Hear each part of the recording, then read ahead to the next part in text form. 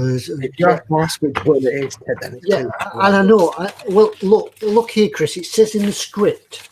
I haven't got the script again. It says in the script that you've got to do that bit. That bit, I didn't get the script again. You forgot to send it to me. You're always sent the script. You always come up with this excuse. Look, if you need to send it to me, just email it to Ted at eModels.co.uk. I'll get it there. Yeah, pick out half of the words in that. And you've signed the agreement at the back as well. So I haven't signed anything because I haven't sent anything. So. Don't forget, he's not like us. He's not signed the official secrets. But scene 2, paragraph 1, you've got to put your trousers back on. Okay, by scene 2, right? I'll make a note. Yeah, and it's called a cucumber, don't I? So I forgot that bit. Good evening, everybody. Welcome. It's eModels Live, coming at you from in your living room. Or wherever you happen to be. Or wherever you may be. But wherever you may be, somewhere down here is a YouTube icon. Click on that and it'll take you to YouTube, where we are, where we're broadcasting from. So welcome. That's the bit that Foxx does. Live. That bit. What's Foxx going to do now if you've done that bit? I say I'm taking everybody's job over. So it's live from Barrowing Furness for your Friday, 5 to 5.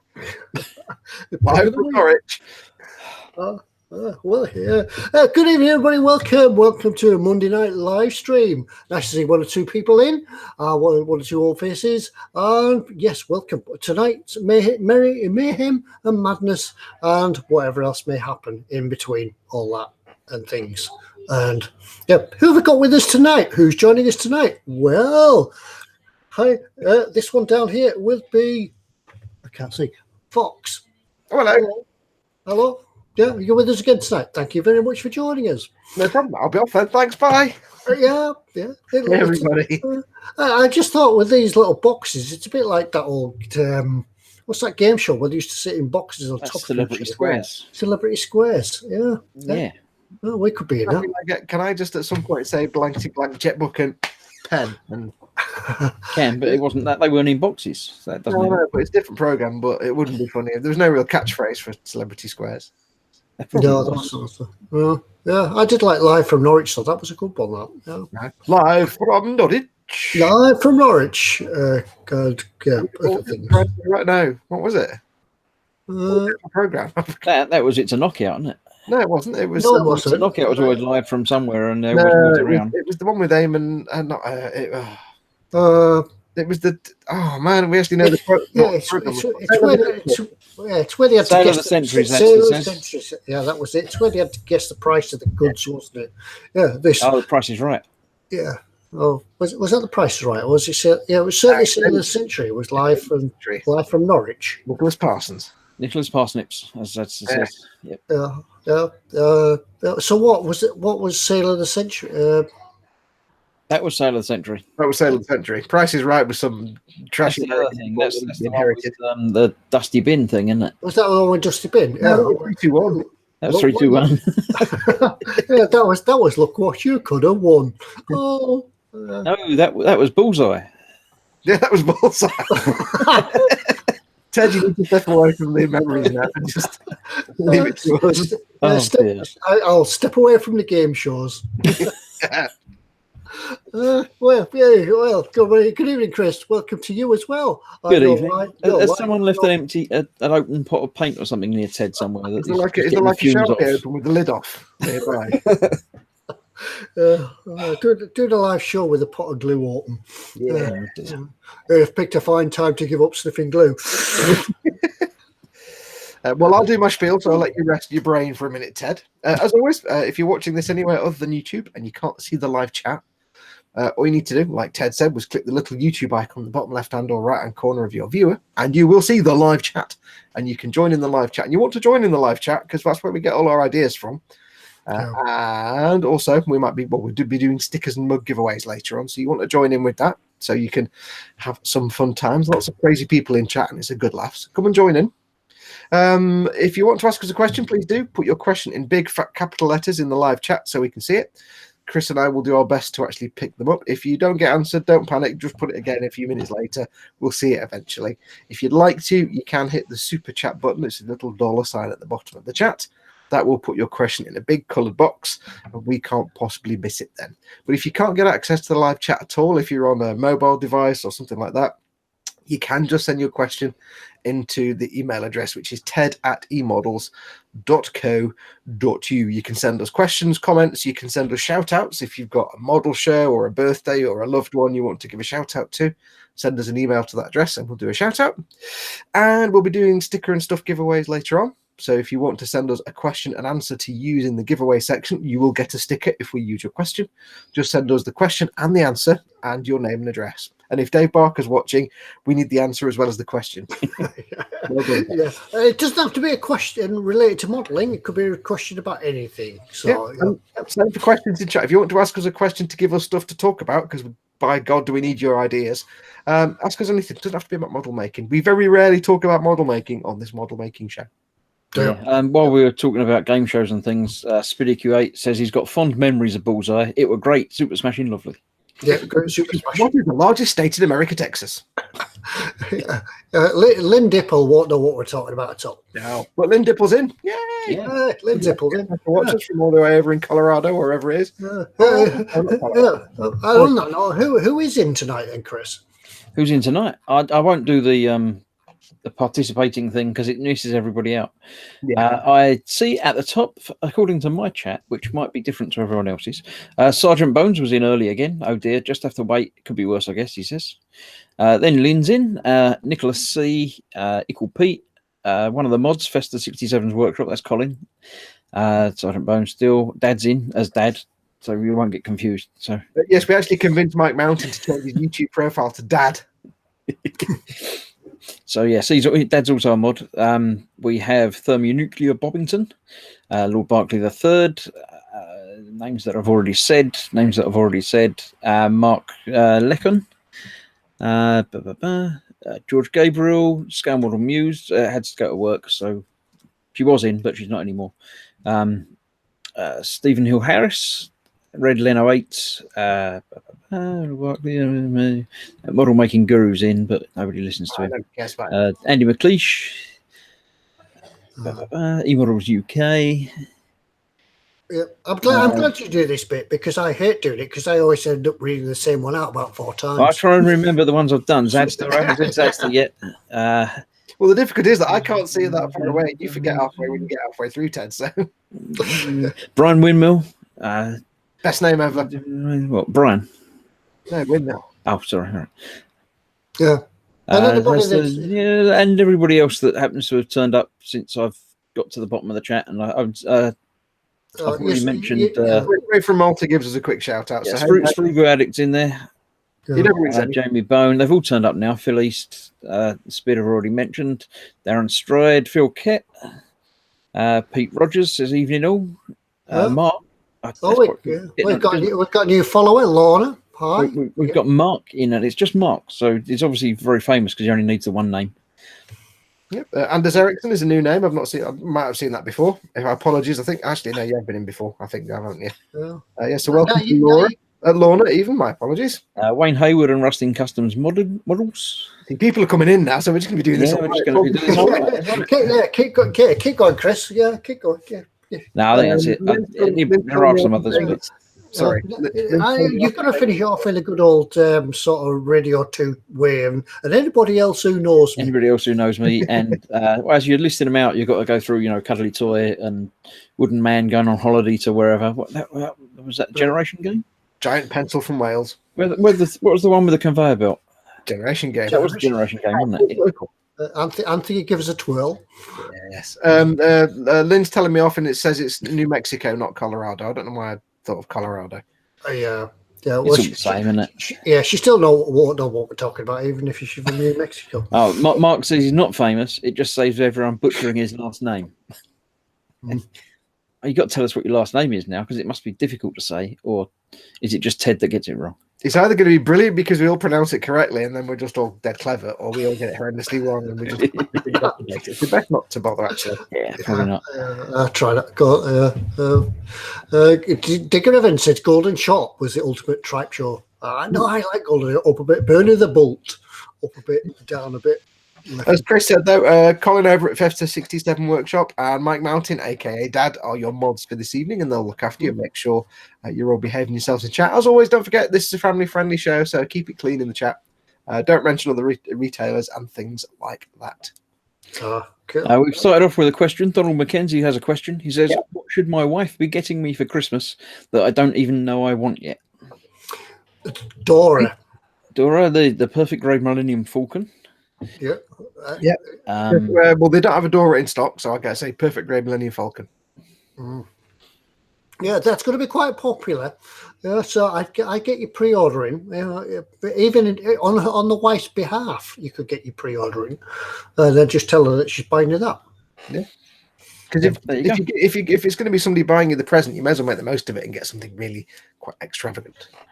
Yeah. We don't want any disappointments on Christmas Day, do we? Like you've seen this present under the tree for weeks, a week, and you rip all the paper off, and you've got to feign surprise and joy. It could be worse. It could be under the tree for weeks, and it's a puppy. Oh, yeah. To start with.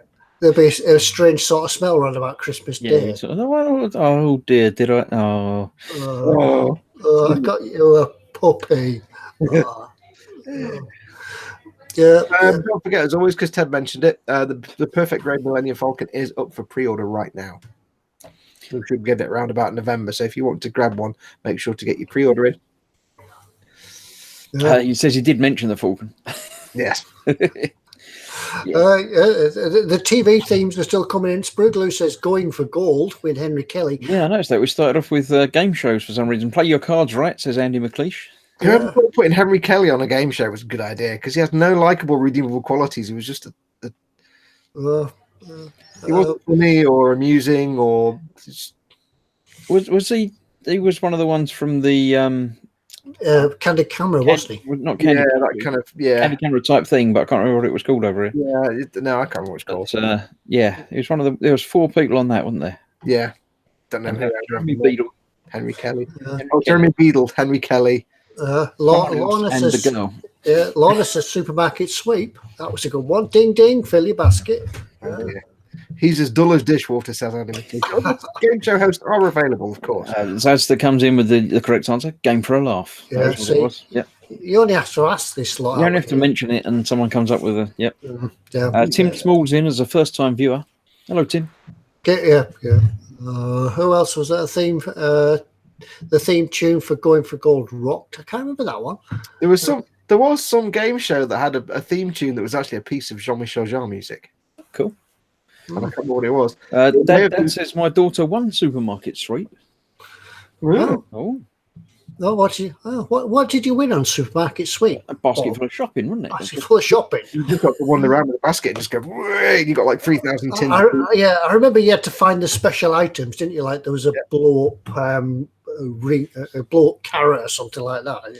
You had to get 3 of them in your basket to win the prize. Yeah, our prize budget was like maximum 500 quid or something. That was you got pants prizes. Zadster says that Matthew Kelly was on that as well. Yep. Mm-hmm. It was the 2 Kellys, Beadle and the girl. I don't remember her name. But then it went from what was it? The Candid Camera type thing for Beadle's About, wasn't it? Beadle's About he did that, didn't he? Lynn says, British game shows. Now for American, name that tune. We had named that tune. Yeah. We invented all of them. Oh, and Dad says $2,000. I think that's what she won. $2,000. Cool. Yeah, but how long ago was that? And what was $2,000 worth then? Was it $2,000 or a mini metro? In which case, that was probably a lot of money. Yeah, you've won this mini metro in brown. Yeah. Steve at Totally Scale Models says University Challenge. Generation Game had Jean-Michel Jarre music, says Mark. No, it had there's a theme tune for the Generation Game. It had its own song. Well, there was some game that had I think it was a piece from Music for Supermarkets, bizarrely, which was never released. But there you go. It was from the concerts in China, I think. Anyway, it doesn't matter. We've got Pot Black. Let's make a deal. I don't know that one. Lynn says that. It must be an American thing. Yes. Kickstart. I used to like Kickstart. That was good. Oh, the Peter Purvis, wasn't it? He was in Kickstart. Andy Butcher says back then the £2,000 she won was probably worth £2,000. Yeah. Yeah, you could actually have a night out and still come home with change with £2,000. Spid says going for hold. I think it means going for gold. And Henry Kelly was the first time he'd heard of Mauritius, and he found it on his world atlas. It was the grand prize like forever. Was that the time when you had to actually go to the bookcase to get an atlas out? Oh, was it Treasure Hunt? That was the one where they were in the library and they had to go through the books and in a Yeah. helicopter. Annika Rice had a helicopter and a big boom. Yeah, Annika Rice. I've got my jar tune in my head now. Andy says, Foxx, I remember Equinox being used, but can't remember which show. No, it was a track off. It was a track that was a piece that was exclusive to the concerts in China, double LP. People are shouting "One Man and His Dog" for some reason. I don't know if that was Technically a game show, sort of. It was sort of, yeah. Oh, away, come back. Leave it. I'm out with this one. Dad says it was about 17 years ago while a student, and it all went to the bar, I think. Yes, that right for a student. Yeah.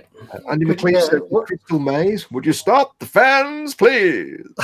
Challenge Annika. That was the one after Treasure Hunt, wasn't it? It wasn't very good. Well, if you give a student $2,000, where do you think he's going to go? See, nobody's mentioned Blockbuster yet. No, I'd like a people. Oh yes, somebody up there did mention Blockbuster. Oh, did they? I missed that. Yeah, I'll have a pee, please. Sprugru says The Interceptor. See, the only game show, because I hate game shows, the only game show I actually voluntarily watch is The Chase. That's it. That's it. And it's purely because of what's his face bloke presenter person is quite funny. I've forgotten his name, and he's on Doctor Who, but I've forgotten his name. Thingy, yeah. I'm afraid. Nostalgic TV. The game shows are just not the same these days. Game shows now, no. Spid says Equinox was used as the theme to a show called Equinox, a sciencey thing. No, it wasn't. It wasn't, because it was just like there was some lasers and a mouth in the laser light, and it said Equinox, and that was it. But it looked like Jar's laser harp. Maybe there were titles at the end. Trust me, I know my theme tunes.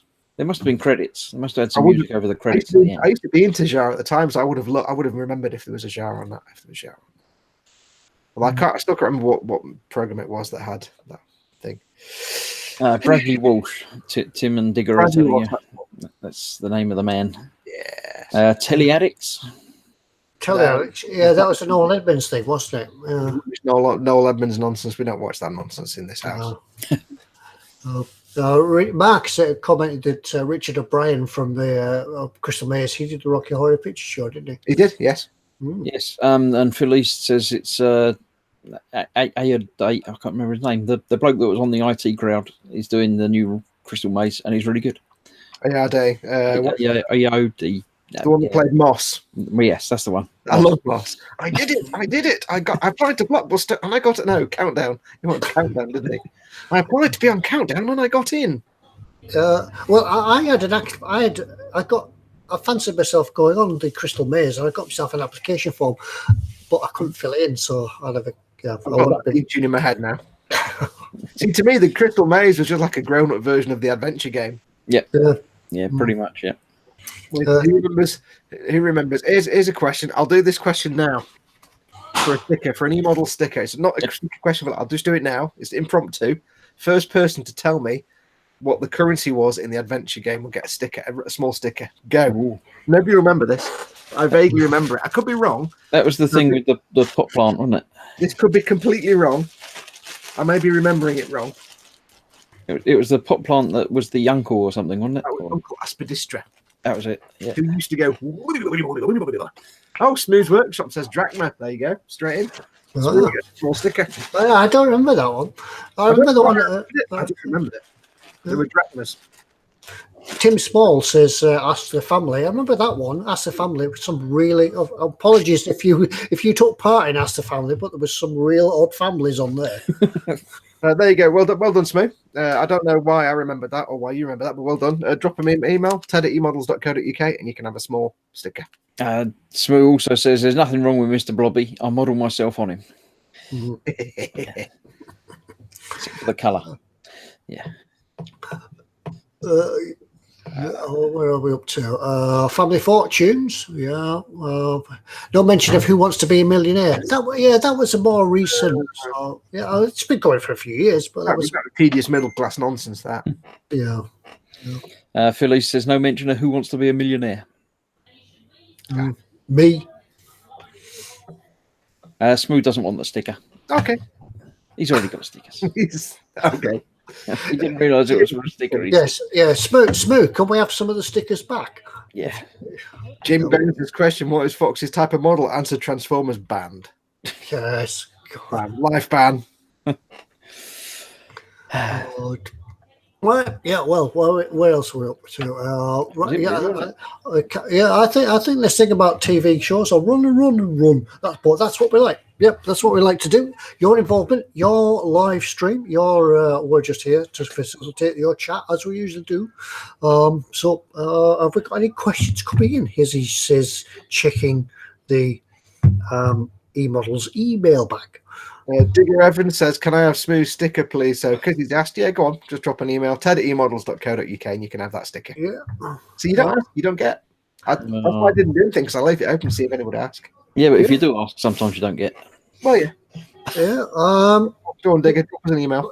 Yeah, we do have a question that's come in. It's from British Gas. Sorry, British Gas just asking for my meter readings. We can't have that one. So we'll go back. Any more questions coming in? Speedy Curate says, Foxx, Tomorrow's World, Oxygen 6. No, it wasn't that. It was definitely a piece from the concerts in China, and I know because I recorded a cover version of it because I liked it quite a lot, and then it was on this program. I can't remember what the program was. Doesn't matter. No, it does matter though. Except it does, because we want to know now. But... Yeah. Tomorrow's I really want a lot of flack from Foxx when you call Gunpla Transformers. Yeah, straight to that. I hate Transformers. I really want to watch some of the old Tomorrow's World shows, but I can't find them online or anything. That's really no, it's a good thing that you can't find them online. Just no, because I'm sure there are things there that they never actually got around to producing and making, and would be. The only one I ever see occasionally is one where they had this early precursor to sat-nav, where they have like a disc reading system in a car that kind of reads it off of some kind of memory system, and it's really terrible. It's like early 80s, and it's perfect sat-nav, but it bases it on rotations of the wheel, so it's only got one route. Right. It tells you to... If you went round a roundabout twice, it'd make your journey about half a mile long. Turn left now. No, there's no road here. Turn left now. Right, serious face. We've got a proper question, proper grown-up question. You do the question. I'll just go and get my meter readings for British Gas. Okay. Stephen Hill Harris says, "What do you all use to glue resin parts to plastic?" Super glue. Yep, super glue. Or I've not done any resin parts, so I don't know, but I'm pretty sure super glue does the job. Yep, super glue or CA glue, same thing. Or if you want a bond that won't break if you drop it, epoxy glue. Yeah, epoxy. Just make sure to score the surface of the resin part just with a knife, just so it's got some scratch marks, so the glue's got something to grab into to get some purchase. Mm-hmm. Same with the plastic part, just scratch the surface that's gluing. So there's two scruffy surfaces, and it gives the glue something to stick to. CA glue, super glue is absolutely fine. Most people use it for resin kits, but if you want a more permanent bond, use epoxy, because CA glue shatters if you bang it. Yeah, just remember, if you glued an arm on, say, a resin figure, and you dropped it or tapped it on the bench, it would be a good chance that it would shatter and the arm would fall off again. Epoxy, that's a better stuff. It just depends on what sort of finish you want. Jamie Board mentions Gorilla Glue. I know there's a couple of types of Gorilla Glue, but some of it foams up, which doesn't quite give you that perfect flush fit. It will push the joint apart a bit. Andy Butch says, "All right, guys, sorry, got to run. Have fun, everyone. Thanks for coming in, Dave." Yep. Thanks for coming in anyway. Dicker says, "Thanks, Foxx. Email sent, and thanks, Smoo." Yes, the email has been received. I'll just mark the other email as unread. Ted. Yeah. Mail that we need to keep open because of the question. Yeah, I'll mark it as unread again, so you have to keep closing Probably it. 3 of us having access to the same single engine. I know not to delete things. Yeah, but go back to it. Yeah, resin, see a glue. Just does the business. Yeah, Smooth says Gorilla Glue is good for monkeying around. And then he get my followed that coat, with, it I'll get says. me coat.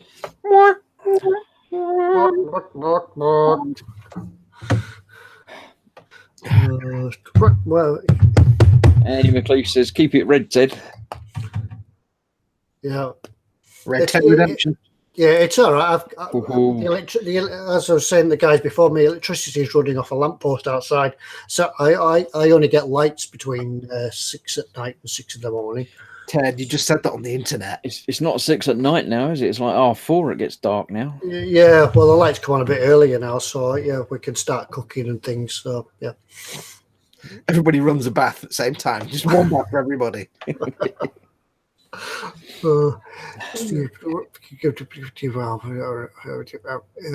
Ted, no, don't delete email, said Sandy. Yep. Sandy? Who's Sandy? Andy.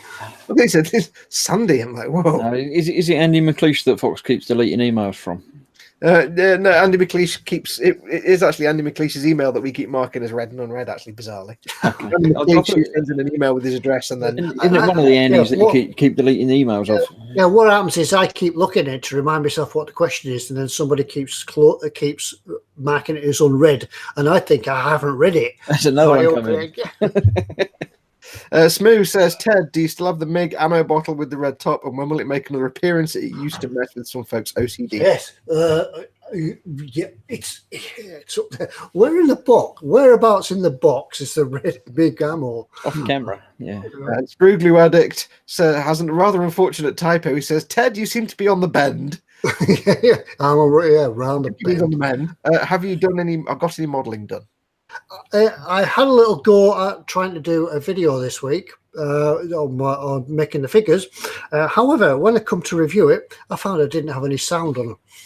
So I've got to do it all again. Not on the mend yet, then.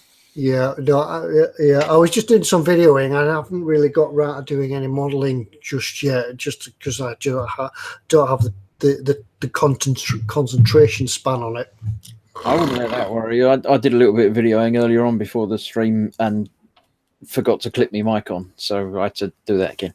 There's been bits where I've recorded stuff and my lavalier microphone is actually still sat on the table across there, and we're like, oh, so it's recorded the audio, but it's like really only just. Oh. Yeah, I did think about trying to do some voiceovers, but it just doesn't seem the same, so I'll just do it again. I like doing voiceovers. I like doing my proper BBC documentary voice. Yeah, that's one of the things you could do with the Yeti bikes. You could do a nice BBC commentator. Yes, you can do it proper. Next on BBC Two. I don't know. Mark 3BS says, if the answer to life, the universe, and everything is 42, how do we apply that to our modelling? Have 42 models being built at the same time on your bench. Andy McLeish answers and says 42 brush strokes and 42 seconds of glue drying. Yeah, but would you wait till 42 seconds, or we try blowing on it to make it go dry a bit quicker? No, model making, Ted. Osric 9000 gives into Ted's thing and says 42 shades of grey, dull grey. He says actually. But. Yeah. What's this you speak of? Steve Harris says $42 spent each week on models he'll never build. No, I don't say never. Just not. So not right now at this moment. Yeah.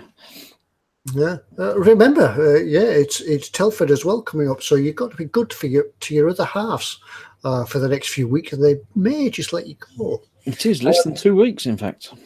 I think I might have missed the joke, but Smooth says, Uter Hebrides Broadcasting Corporation, Shugi McPhee here, like he's answering the phone. I don't get the reference, but there you go. Hello, Shugi McPhee speaking. Rustin Customs says you have to divide it by 7 for the number of videos. Spruglu says, why is Ted blushing? It's just nice for Ted to I'm be in not. more colour. I'm not admitting to anything, and it's just a colour balance. Yeah, Ted's normally a bit grey and a bit black and white, so it's nice to see some colour in his cheeks. You need an infusion of gin products. Lorna says, when is Telford? Yeah, if you didn't know when Telford is, it's the 10th Weekend and after 11th. next, isn't it? Yeah, weekend after next. It's 10th and 11th of November. Remember, it's weekend. Let's have the Telford conversation while we're talking about it then, because not everybody will know what we're on about when we talk about Telford. What is Telford? Telford is the IPMS model show of the biggest one in the country thing. They talk about it being the largest scale model event in the world. Whether that's true or not, or whether that's just It doesn't seem that big. Yeah, I think that's probably pushing it a bit. Yeah, It's probably the biggest one in England, or the biggest It one. might be the biggest one in the world that happens in Telford on those days. Yeah, it's placed in the International Conference Centre. It's big. Yeah, it's going down there. It's a 2-day event. Where the best of the best in the UK usually try to take part, and some people equate it to the Olympics of the scale model world. Whether that's right, yeah, but I always say it is anyway.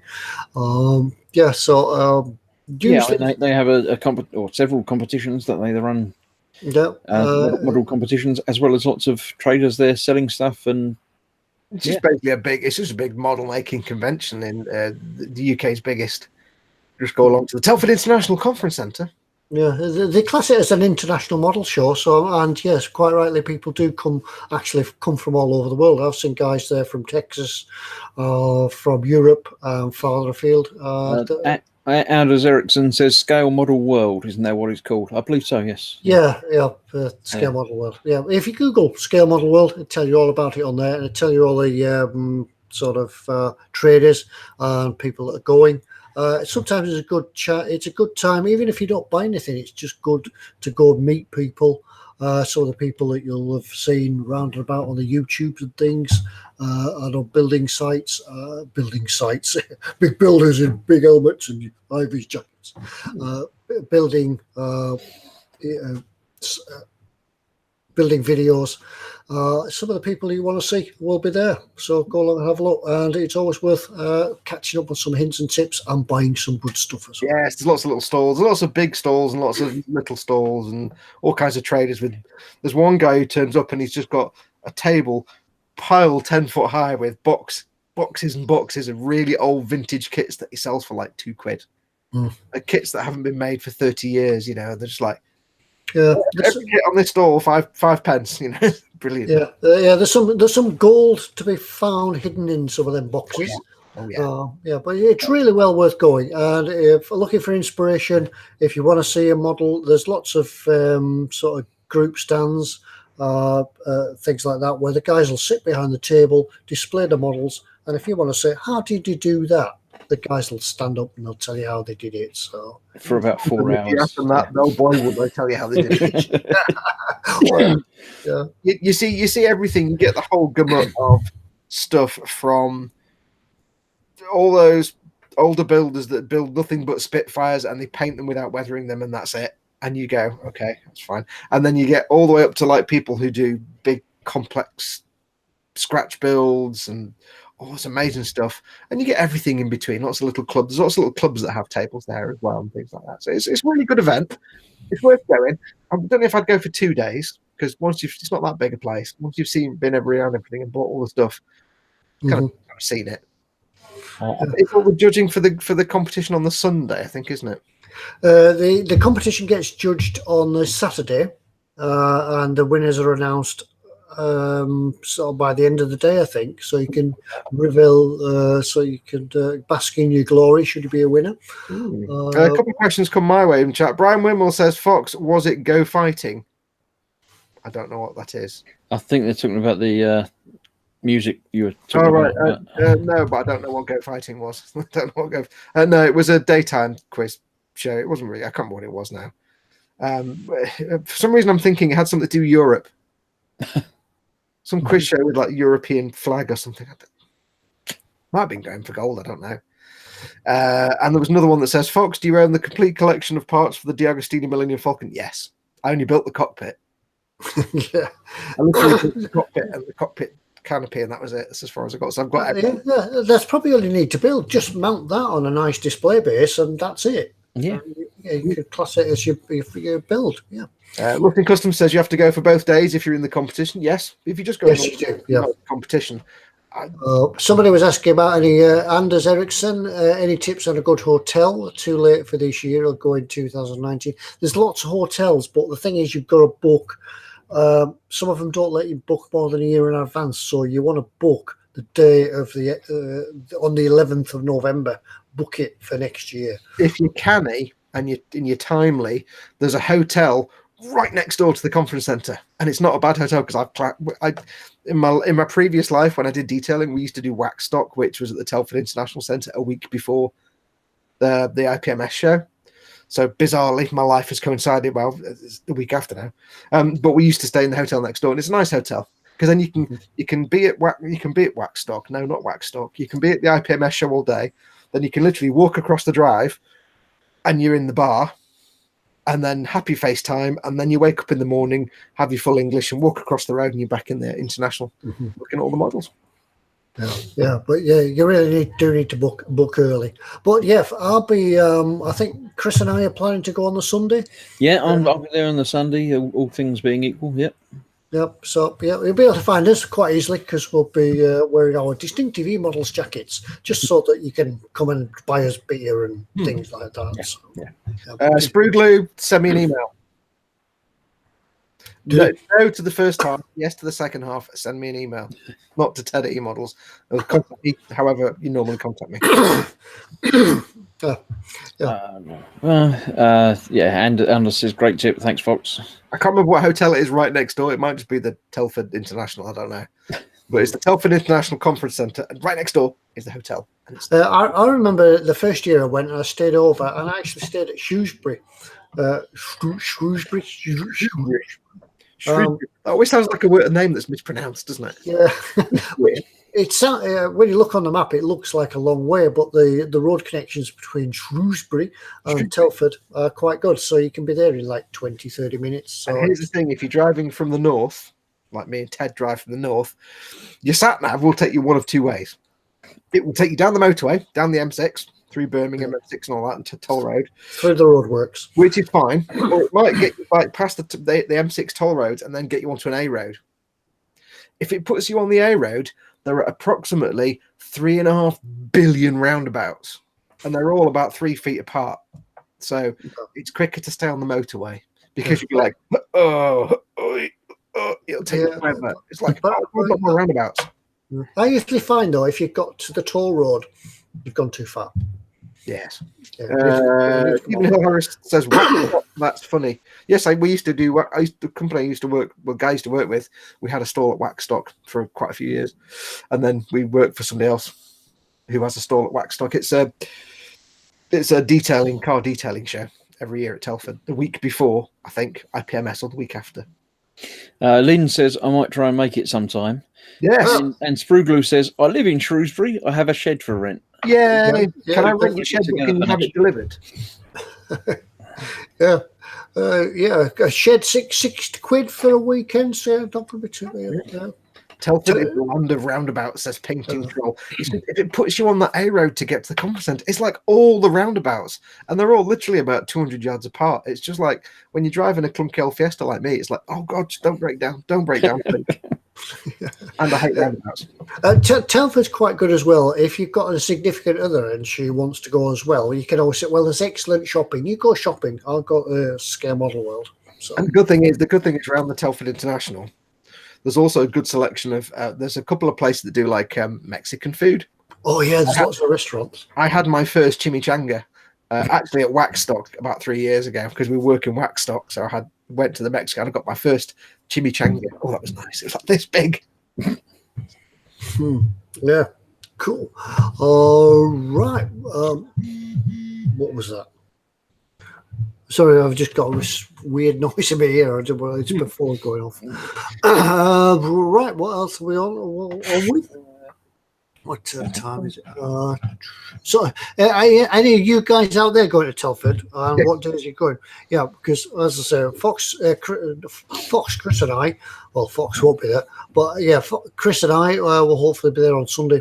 Just look out for us, and we'll be around. Totally Scale Model says he'll be there Saturday. I did notice that one on there. Yeah. Yeah. Well, I think you guys said you're going to take your eModels jackets, didn't you? So you can. Yeah. So we can buy it. So you can buy us drinks and things, and hopefully we'll have a word with Pete, and we should have a big wad of stickers and things to give away. So I like the motivation of wearing the jackets purely to get a free drink. Drinking. What else? Boston Customs is going. Dad says he'll be there both days. Good. Tim Small says, until tonight, I've never heard of it. How much is it? I think it's a tenner to get in, isn't it? Yeah, I think it's more expensive on the Saturday than the Sunday for some reason. I've never booked a ticket in advance because I'm a lazy person, but I just turned up, and I think it's like the doors open at 9 a.m. for people who've already booked tickets, and then at 10 a.m. you can go in and just buy a ticket on the front. It's like a tenner or something. Yeah, I think if you're a member of the IPMS it's free thing, it's free. Your IPMS membership card will get you through the door both days. I joined that just to get free entry once, and then I never did anything with it after that. I have no idea where it is. Oh, they send you a magazine every month or two. I've never had a magazine. I wasn't have joined. That's all right. Nicholas C says that the ringing you could hear was probably the gas man calling you back for your read instead. Yeah, that was what it was. Yeah, you haven't sent us your meter readings, so we're going to charge you this extortionate amount. Ray Aquilino is off. He says he's going to sleep. So tomorrow he goes to work. Bye for now. Thanks for coming in, Ray. Good night, Ray. Right, goodbye now. Says he's got 2 beds going free in Kings Winford, about 14 miles away from Telford. So if you're looking for somewhere to stay, give Brian a tug. I'm not sleeping in the same bed as Chris. Yeah. Spruglu says, cool, I drive past your place every day. Mark says he might pop down next year in his caravan. So he's popping down, so he must be up there with you lot. That's organised. No, it doesn't. No, it doesn't work like that on the railway. If you're in the railway, apparently from the north to London, you go up to London. You always go up to London. No, that'd be down to London. No, according to the railway, you go up to London. Yeah, but Ted, to us Northerners, London is always a step down. You know that. Oh, they call it the capital for a reason, you know. No. Everyone's just saying bye right now. Yep. And Zadster says it's always up to London. Yep.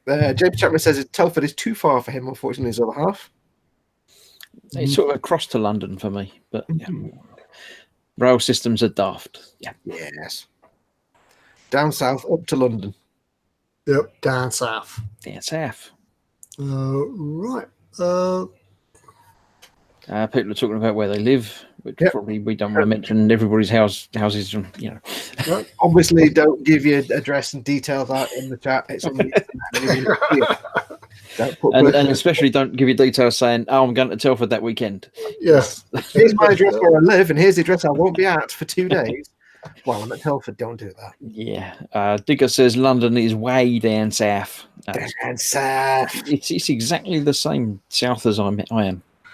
Lynn Dipple says she'll start saving for an airplane ticket. Maybe we could crowdfund an airplane ticket for our. I'm thinking anybody paying for a flight to the UK to get to Telford would be just so disappointed. It's good fun, but it's not like $2,000 for a flight. Yeah, remember to book your ticket back as well, because you're going to want to use that. Yeah. The people do come from all over the world, but I don't know whether they come specifically for that. If you're coming down just for that, then you've also got to go and visit Ted and on the boats and It's like, you know, I drive for 2 hours to get there, and I'm disappointed. So I'm for 12 hours and spending $1,000. And does Ericsson will fly there? He says. Yeah, well, if you can fly past Lynn and pick her up. There is an RAF base not too far away at Cosford, isn't it? So you could fly into there. Why did you play at Cosford then? That's how it works. Cosford, I usually combine the two on the Sunday. What I used to do, I used to go for the weekend to Telford, do the Saturday at Telford. Sunday, I would go back just to sort of mop up and things like that and see if there's any bargains going, and then I would leave and go to Cosford and make that the final trip, finish the day off there. So yeah, it's well worth considering doing that, because Cosford's free to get in as well. Mark says, 9 miles away, says Mark. yeah, that's it. Noel Connolly's driving from Belfast. Smooth says, save your money for pizza. Lynn Dipple says she'll buy a borrow an SR-71 that she borrowed from NASA. Yeah, well, we won't tell anyone. Yeah. Yeah. Just make sure you don't put that on the internet somewhere. Yeah. Nobody knows she pinched it anyway because they won't see it. Toon Small says the RAF museum's there. Yeah, it's good. Yeah, well worth a visit. And when she says NASA, of course, because she lives in like New Mexico, it's not NASA. I'll just leave that one hanging there. It's not NASA. It is NASA, but we have to kill you after we tell you about it. Yeah, it's not that NASA. It's the other NASA. Oh, right. Yeah, so we've got that's Telford done. So yeah, we'll probably mention it again next week until we've all been. Well, yeah, we'll keep mentioning it till we've all been, and then what we'll do, we'll spend the next few weeks mentioning that we've been and what we saw and what was there. And, yeah, well, next week it'll be that next week we're going to, and then the week after it'll be that yesterday we were at. Yeah, so that was it. Yeah, that will be. Yeah. On a tangential note, by the way, folks. Just because it just reminded me, we have been having conversations. If you remember, we put a call out for people to submit demo videos to become video builders for eModels, and we have been having many conversations. We kind of reached a decision that we're going to do a proper brainstorm once Telford is out of the way. But just so everybody knows, there's a couple of people, some individuals who might be sending emails out in the next few weeks. To some people, maybe. So there you go. But if it's not you, don't panic. There's no closing date on it. If you want to be an eModels video builder, it's open-ended. It will never close. We'll never stop accepting submissions. So don't forget, if you've not done it yet, you can still submit a video to become an eModels video builder. Just check out the video on the eModels YouTube page that tells you what we want and what we're looking for. And you can enter any time. It's open-ended. We won't ever stop it. We'll always accept submissions, even a year from now or 10 years from now. Well, maybe not 10 years from now. Yeah. But we may be sending out some emails in the coming weeks. There's been a number of people that we've seen and thought, oh yeah, we like that. Yeah, there's been some. Yeah, it's been some quite high quality videos coming in. It's been quite a difficult decision. But yeah, so wanted to whether it could be a letter dropping through your door. Well, an email. But if you submitted an entry and you don't hear from us, don't panic. Doesn't mean you've been ignored. We know you exist now. If you've submitted an entry successful, we know you exist. But what we'll probably do is just keep an eye on you on your YouTube channel and see where you go. Yeah. So yeah. So if you suddenly see your YouTube channel being increased by 3 subscriptions, Because it might be that right now what you do is not what we're looking for, but you never know. 6 months from now, a year from now, 2 years from now, we might be like, you know what? Yeah. But yes, we'll be sending out some emails very shortly. But don't panic if you've not been selected. We'll still take submissions. Because we're not looking for people that are like us. We don't just want another clone. We're after something different, something unique, something that you could bring to the YouTube channel, which we might not have. But I mean, because it doesn't matter, it's fine. But it's just got to be stupid. Yeah, might be a little bit silly. Yes, we're looking we don't want serious. No. Not completely serious all the time. No. Yeah, a note from your psychiatrist often helps. Yes. But at the end of the day, just do it in your own style. If you like, if it's like the stuff that we do, that's great. If it's like something different, that's great. But like I say, if you don't hear from us this time, don't panic. We're not going to make a closing date on it. So if you haven't put your video in yet, again, just whenever you can, put your video in.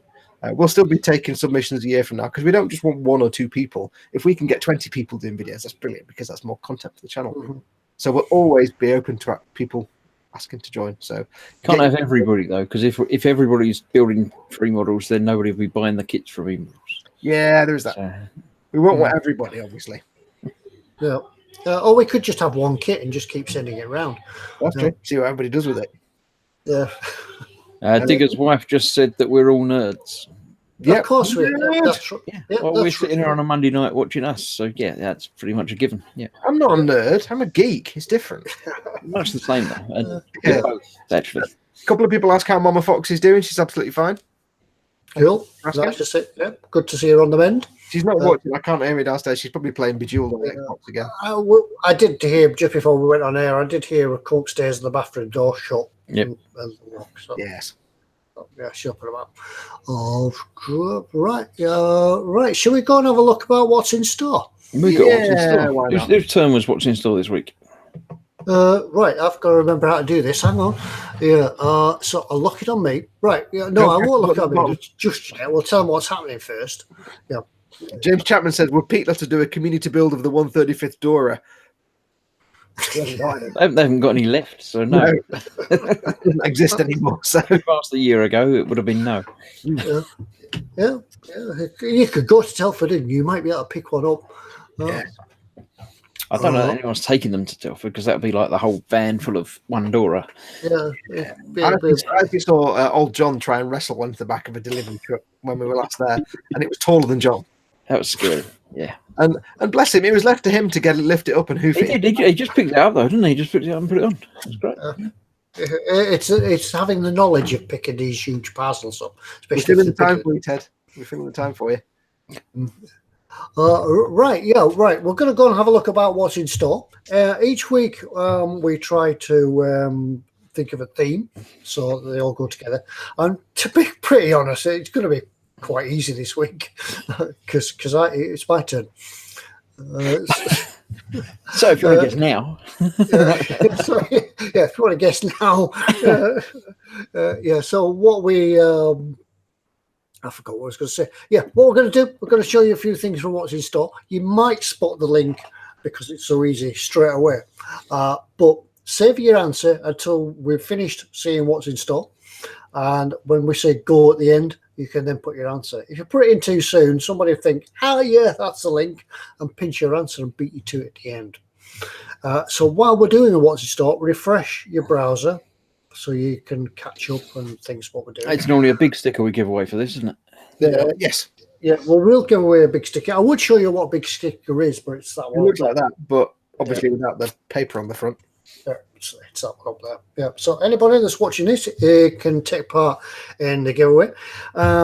If you want a sticker, as we always say, if you want a sticker and you've already got one, you're quite welcome to have another go and join in and have a guess. If you don't want a sticker and you know the answer, let somebody else answer it if you don't want a sticker, because it saves all the confusion about, oh, don't give it to me, give it to somebody else, things like that. So that's just a pain in the bum, we'll be honest. Yeah. If you do answer it, you're going to get a sticker, whether you want one or not. You just get it.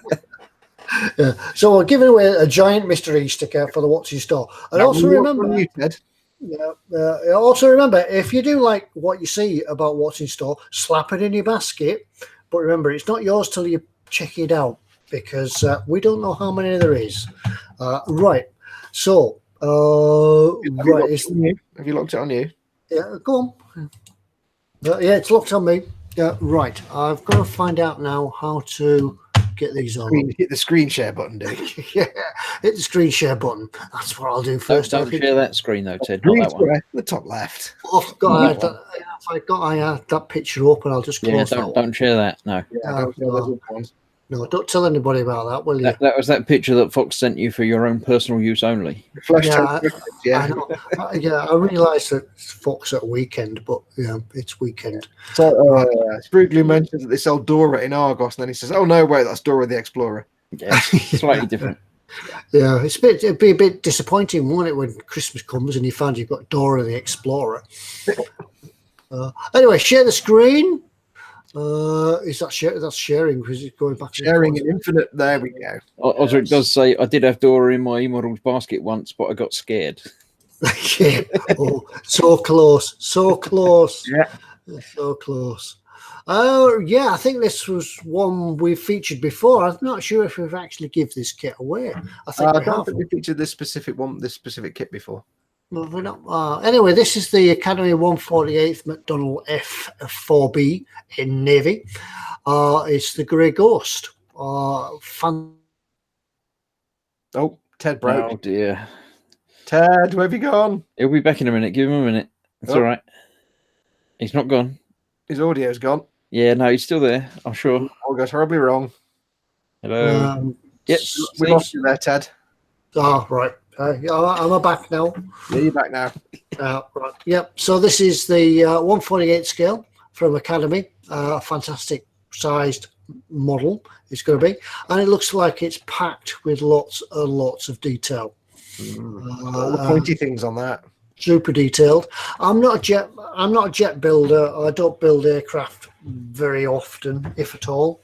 I have built them in the past, but this is certainly one that would be nice for the collection. As I said, I don't know if I was cut off before. I quite like the Phantom jet. Tim Small says that has amazing decals. Yeah, it's got a lot of them. Yeah, it's got a selection of them there. It's just coming up, and all the paints are listed there as well. So there's quite a few paints. Makes for quite a nice big kit as well. That. Yeah, but the thing is, it's one of those. It's like we said before. It's one of those kits. If you're a plane builder, it's kind of the contractually obliged kit to build is a Phantom. Like a Spitfire and a Phantom are the kind of two things you have to build if you're a plane builder. This is the US Navy version, available to collect from in store, or you can have it shipped out to you the next day shipping if you select that option. That's the US Marines. Not Space Marines, but US Marines. Yep, US Navy McDonnell Douglas Phantom, the Grey Ghost. Right. The next one is the Polar Lights. Now, this was given away as a prize giveaway 1 week, and the recipient of this quite liked it, actually.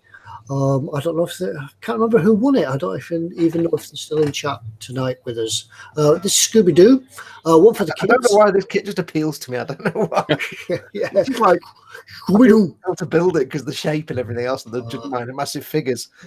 It just appeals to me. I don't know why. Yeah, Scooby Doo. You pesky kids had got away with this. So this is Polar Lights. We've seen one or two things from Polar Lights recently. And they do a weird and wonderful range of kits and models. Yeah, they seem to have a lot of licensing deals. Yeah, just have a look at one or two pictures from this. Ideal for the kids, ideal for the parents. Yeah, it's just a kind of push fit kit, isn't it? Yeah, I'm just wondering with this picture here whether them decals are actually luminous. It does look that way, doesn't it? I think they are. They're just the stickers that go all over it. They're not actually water slide decals. Yeah, it's just a good kit for the kids. Yeah. You might have to explain to some of the kids what Scooby Doo is. Yeah, it's not quite. I think Scooby Doo is still on TV, but it's not quite the same as what we watched. I'd be tempted to just get rid of the figures and just modify that into something that looks like nothing to do with the Mystery Machine. It's like a full-size chibi wagon. I can say it's almost egg build, isn't it? It's almost egg build, but that sort of finish to it. Oh, yeah. Anyway, snap together, so no glue required. Skill level 1, ages 8 to adult. There we go. And what says the best bit about it is there's no Scrappy Doo. Yes. Scrappy, yeah. Seriously. Scooby Doo went downhill when Scrappy Doo appeared. Osric 9000 is banned because he says he doesn't like Spitfires. Lord Barkley says, I do like that, something different. Yeah, it's fun. Yeah, it's fun. Speedy Q8 says Gunpla decals on it. Yep. Even if you didn't want to build it as a mystery machine, you could certainly have some fun sort of blinging it up or anything like that. Adam McLeese says, Raggy. I used to be able to do a Scooby laugh, but I can't do it anymore. I can't do it anymore. I'm too old. Yeah, I was going to ask people in chat to do a Scooby-Doo laugh, but never mind. Anyway, the next one is the Tamiya 110 radio control Midnight Pumpkin. Pumpkin! For 100, yeah, I saw this and I thought £121. Is there something wrong with that? What's wrong with the kit from 21 quid? Radio controlled. It can't be, a Tamiya. Yeah, thank you for a Tamiya RC build. That so wheels, cracking cap. So huge wheels. It's about the model. It's tells you the gear ratio. It's PS injection molded with black metallic finish, ABS frame, front independent swing axle, and rear rolling rigid suspension. Don't know what any of that means. Whatever that means. 540 type motor. Yeah, I know what the 540 is. Combined with high performance, 110 electronic speed controller. Oh, that's included. So it includes a wheelie bar for wild stunts. I love the way things are always described as high performance, but nobody ever says now includes a low performance motor. A performance motor. You want to go fast? You'll be really disappointed with this motor. And McLeish says, "Ooh, a Zoomies kit." Yeah. So there we go. There's the Tamiya 110. Yeah, quite a big model. Pumpkin, Midnight Pumpkin. Drop it in your trolley. Metallic cargo. Yeah, one thing about eModels is that they don't just sell plastic kits, plastic models. They do. They are a radio control specialist as well, especially if you're into drones or anything like that. They have all the types of drones and accessories and everything. So if you ever want to major remote control stockist, and don't forget they are the UK's biggest Tamiya stockist. So Tamiya remote control you're into, they'll have it. Yep. And not only do they sell the kits, they sell all the spare parts and everything as well. So, yeah. Widgets and spanners and yep. Control. And the next one, another pumpkin. This is the Hasegawa 1/72 scale, a little bit smaller than what we've seen. Can I just make a really embarrassing admission? Go When you sent me the list of the things you were doing and what the theme was going to be, I didn't understand why you chosen this one. I've just figured it out. Oh dear. I'm like, that's no way to say that you're going to have a guess. You really didn't know, so you're going to have a guess. And try I don't know. I don't know. I just assumed you had a special moment and you were going to try for a sticker, were you? In the basket. I don't know. Well, I thought it was that easy that we didn't bother telling you what it was, but obviously we should have told you what it was. Yeah, I did say at the start it was really easy. Everybody's going to guess what it is. Yeah. Yeah, and you didn't know. Well, Mark 3BS says not drone, multi-rotor. Multi-rotor, quadcopter, things like that. Yeah. Anyway, back to what we were talking about. This is the Hasegawa 1/72 Grumman F 14D Tomcat. Tomcat, is that an eagle or is it? No, it's not an eagle. Not an eagle, it's Tomcat. Tomcat. It says Tomcat on it. That's how you know. Yeah, and this is the pumpkin face. The decals on this one. Did they actually really paint an aircraft with this logo on it? I'm guessing it's not got shark mouth. It's got pumpkin mouth. Pumpkin mouth. You Yeah. probably did America. Yeah. Probably. Yeah. But it seems a bit extreme to go to all this trouble just to paint an aircraft like that, just for one night to scare the kids. I do like the fact instead of a shark mouth, it's got like a jack-o'-lantern mouth on the front. It's not exactly camo, is it? No. Then again, when you're flying around like that, you don't really need to worry about camo, do you? Yeah, and when the Russian goes back, I shot a pumpkin down. Oh, yeah. Nobody would ever believe he shot a pumpkin down, would he? Spoo says that's cool. Yeah. So, yeah. Nodric 9000 said the scheme is from Ace Combat video games. Now there we go. That's There we why go. the wings are extended. It still looks like an evil grinning pumpkin. Yeah. It does, doesn't it? Yeah. See, these guys in chat know far more than we do. Close that one. Right. I'm sure you must have an idea what the theme is at the moment. This one is a paint set from Life Colour. Life Colour are actually a fantastic range of paints. I've got some of them for doing my flesh tones. Flesh tones. And this one is the Rust Wizard complete set for rusting all your vehicles. And it actually says that we've got a remover for free. Oh. It's got what? It's got a remover. Ah. Oh, no, is that a paint remover? Is that invisible paint? I don't know. Rust Wizard. The new adjustable green chemistry pigments technology allow to obtain a rust-coloured wide range. For best results, we suggest reflecting agent PG1.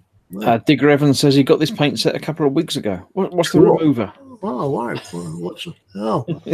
Must tell us about it. Tell us, because I just saw it when when I was looking through for what's in I'm store. going to guess it's a solvent that specifically dissolves the pigment powders effectively, gets rid of them, I right. suspect, or Right. picks them up perhaps somehow. Rather than into a, because if you when you do a powder and you do it into like a wash, you get some thinners. It doesn't tend to really dissolve the powder. It leaves it as it just moves it around a bit, doesn't and it? then it floats it about. So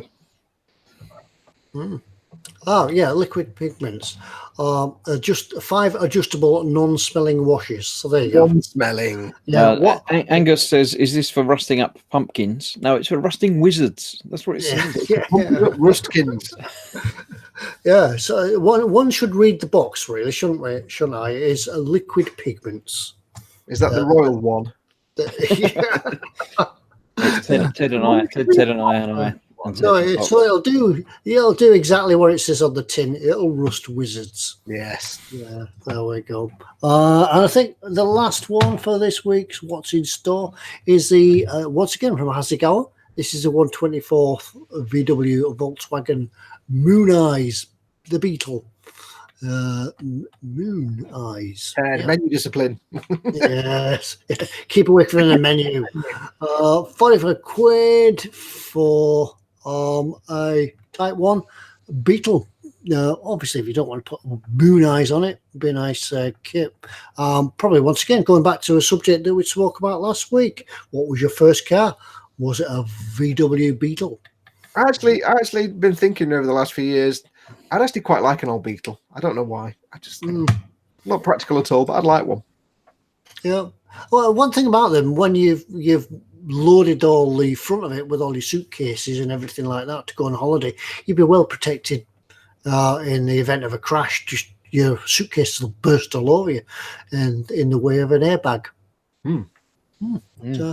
So go with Moon. It says on the side of that. I'm guessing Moon Eyes must be a taxi company or something. I have no idea what Moon Eyes I have is. no idea. Maybe somebody else will know. No, the only one I know is that Moon Pig. Moon Pig. No, I'm not going to sing that. Somebody's actually taken the time to build a nice model of this one. Not like it's painted by a 5-year-old, but there we go. There's a 1/24 scale Moon Eyes of Volkswagen Beetle Type 1. So that's the end of What's in Store. So I'll stop sharing. I'll try and find you again so I can come back. Don't forget to take the lock off you, Ted. Yeah, don't forget. I've got to take the lock off. But we have to Now then, yeah, we haven't said, but we will say it now. So if you know what the link is, go. There we are. Nana Sunrise has said Halloween. Well done. Nana Sunrise. That's not a name I recognised before. No, that's another new name I've seen in there. Yep. Nana Sunrise. If you're new to the show. Yep. And everybody's saying Halloween. You can stop saying Halloween now because we know now. Ostrix was a little bit off there. It said the Easter Bunny, but never mind. Screwglue says the theme is Christmas. Yeah. So Nana Sunrise, send us an email to ted@emodels.co.uk and just say, I want a big sticker. I want a big sticker. You need your name and address, obviously. And now that we're coming to the end of the month, so it's about time I was sending them stickers out. So in the next few days, hopefully, I'll get to the post office, knock on the door and see if they're open at least. Yep. I'll try not to go on a Sunday. I'll get some stamps and we'll get some stickers and start sending some stickers out. We normally mention it each week, but what we do when it's Ted and I that would send the stickers out typically, and usually Ted. Neither of us live right next to a post office, so we tend to go once a month to drop all the stickers. So if you go through the sticker, it's been don't panic. Yeah. Still got your emails. We just send them out all in one go when one of us needs to go to a post office. Yeah. The unfortunate part about it was that when in the summer when I was at work, I used to go out early in the morning before the post office opened and drive in the opposite direction to a post office. And then by the time I finished work, the post office was shut. So, I had to wait. Yeah. Got a question. Jamie Bone says, question for Foxx. What is your opinion of the Warhammer 40k Space Marines with sniper rifles? They're Space Marines. It's 40k. There's nothing bad to say about it. Next question. Totally Scare Model says, night guys, he's off to put his foot up. Oh yeah, he's had a poorly foot all week, so hopefully your foot gets better. Well, talking about being the end of the month, next week we're going to have to do the gallery again. Oh, Yes, the gallery. Because it's another month, isn't it? So there's still time. Put your in the eModels gallery, which Foxx will tell you the website address to. It is eModels.co.uk/gallery.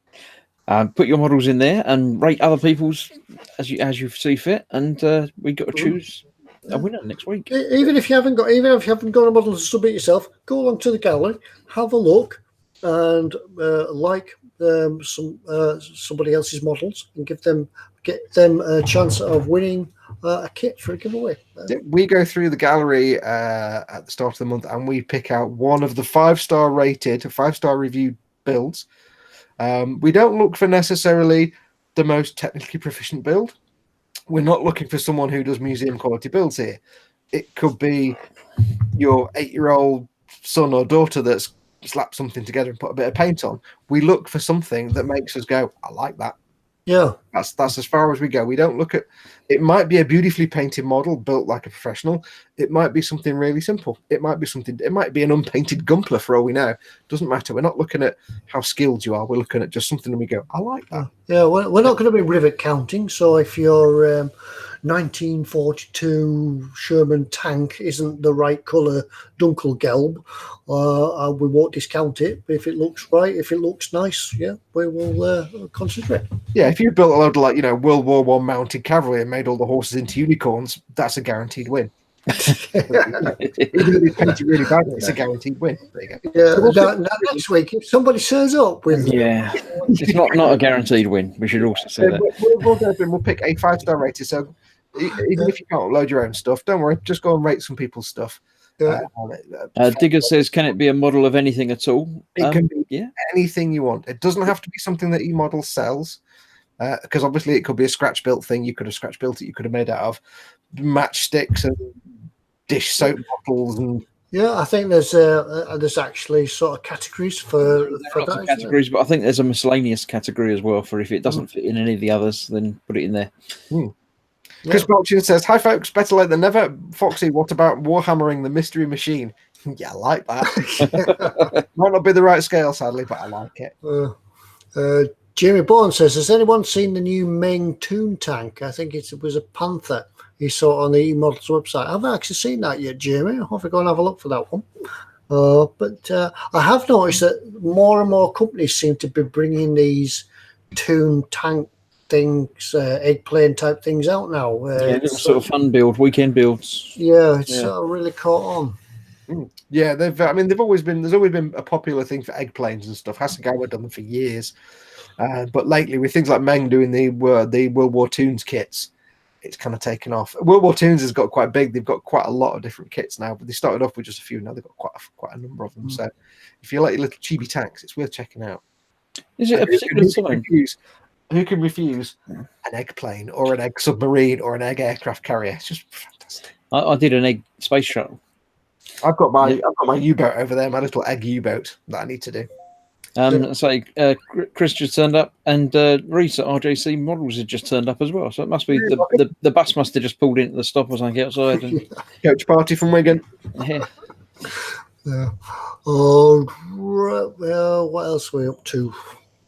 Chris Barton says, hi, Fox's mum. Fox's mum. I don't think he's watching, but I'll say hi back. Mm-hmm. Reese, where were we? Andy McLeish says, cutesy Toon Pop vehicles. Can't beat. Yeah. Right. But yes, going back to Digger's question, for the gallery, yes, you can be a model of anything. It doesn't have to be something that you model sell. Yeah. Unfortunately, as well, we do see some excellent models. Some of them sort of catch our eye and we think, yeah, that's great. But unfortunately, nobody's rated them, so we can't include them. They need to be 5-star rated. Experience the spiders in that. We can see an arm as well. Just to evacuate a spider. Does Mum know your camera's moved a bit? I had to evacuate a spider with the assistance that I dusted the other day. Now he's waving it at me. Fox's mum is appearing in shot more and more each week. The arm though. Soon Foxx will be edged out. This week, eModels live stream will be including Ted, Chris, and Fox's mum. Yeah. Oh, and a little bit of Foxx. Every saying hello. Hello. Oh, we've got a voice as well. Oh, speaking part. Foxx You is have to pay her extra now. Is Lorna talking about making things out of matchsticks and plastic bottles, Blue Peter style? Yeah, it could be. Yeah, if you can make a bottle out of more plastic bottles and matchsticks, yay! Put it on eModels website. Gallery. It's 60 years old as well, Blue Peter. Flying machine in this room. I've just seen it whiz past the screen. Oh, spider.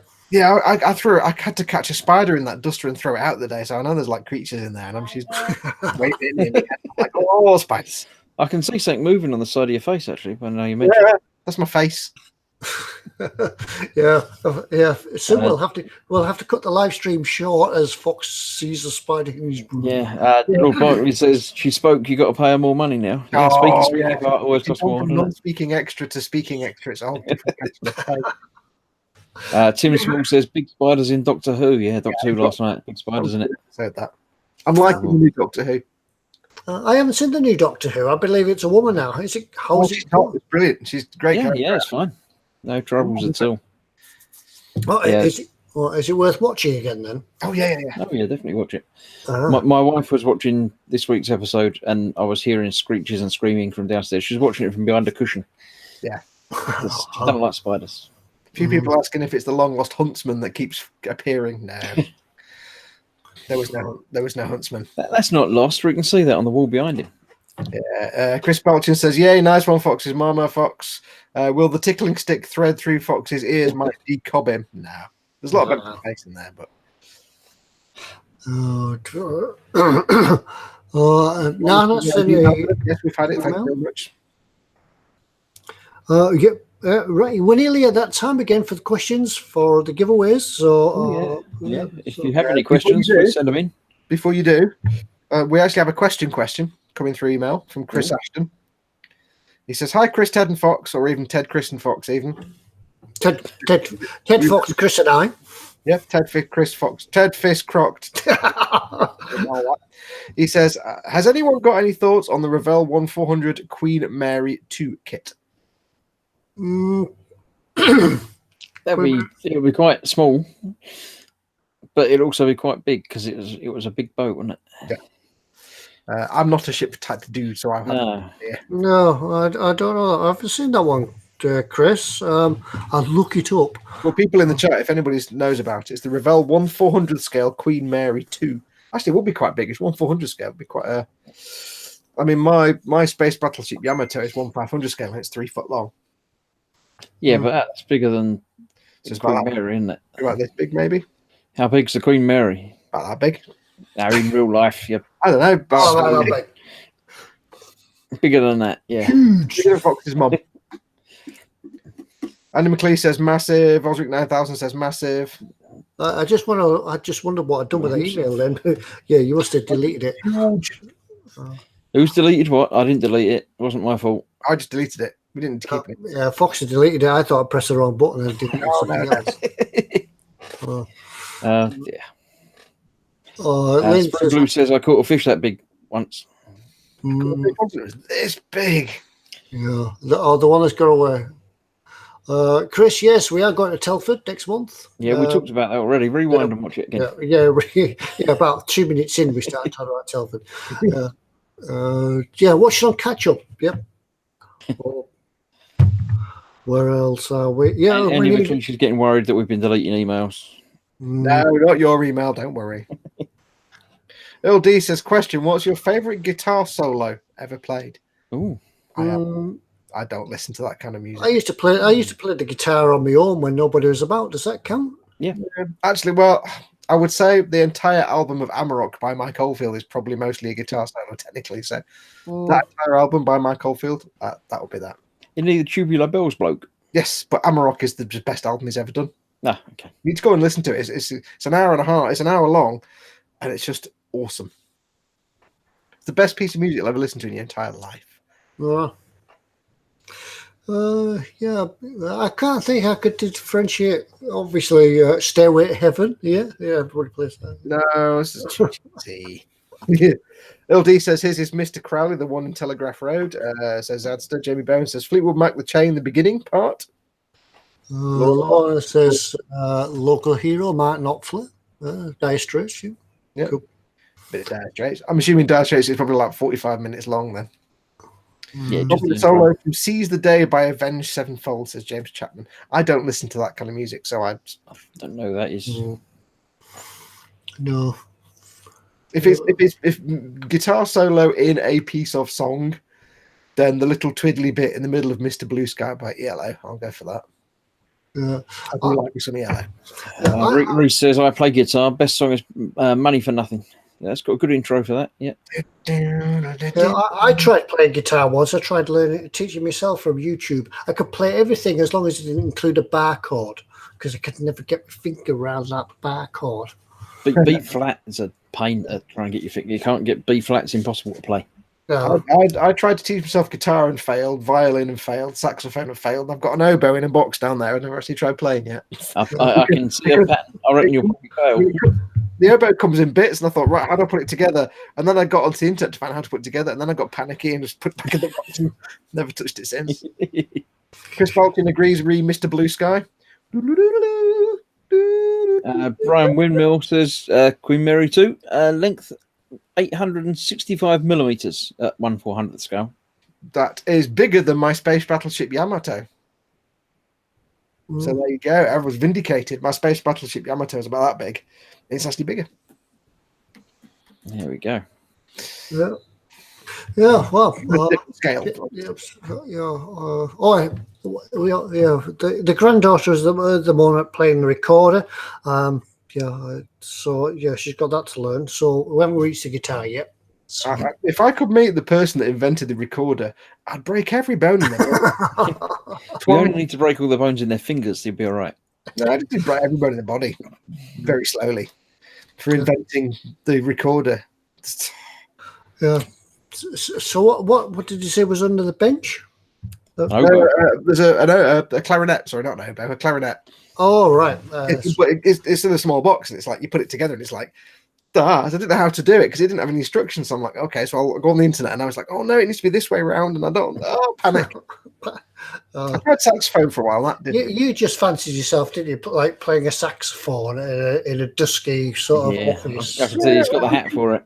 It was more that because at the time I had a little studio set up, so I had like synthesizers and recording it, and it was a pain to set everything up and turn it on and do this. I wanted something where I could just sit down, pick a thing up, and make music, so I could play along to a piece of, like, I'm listening to something. I can play along to the Brandenburg concertos or whatever I'm listening to at the time, just like a guitar. And I thought I'll get a clarinet because guitar I wasn't very good at. So. That's not clarinet. No, that's a clarinet. Yeah, you've been doing it wrong. That's what guitar. I'm like, going wrong. Yeah, you're playing it wrong.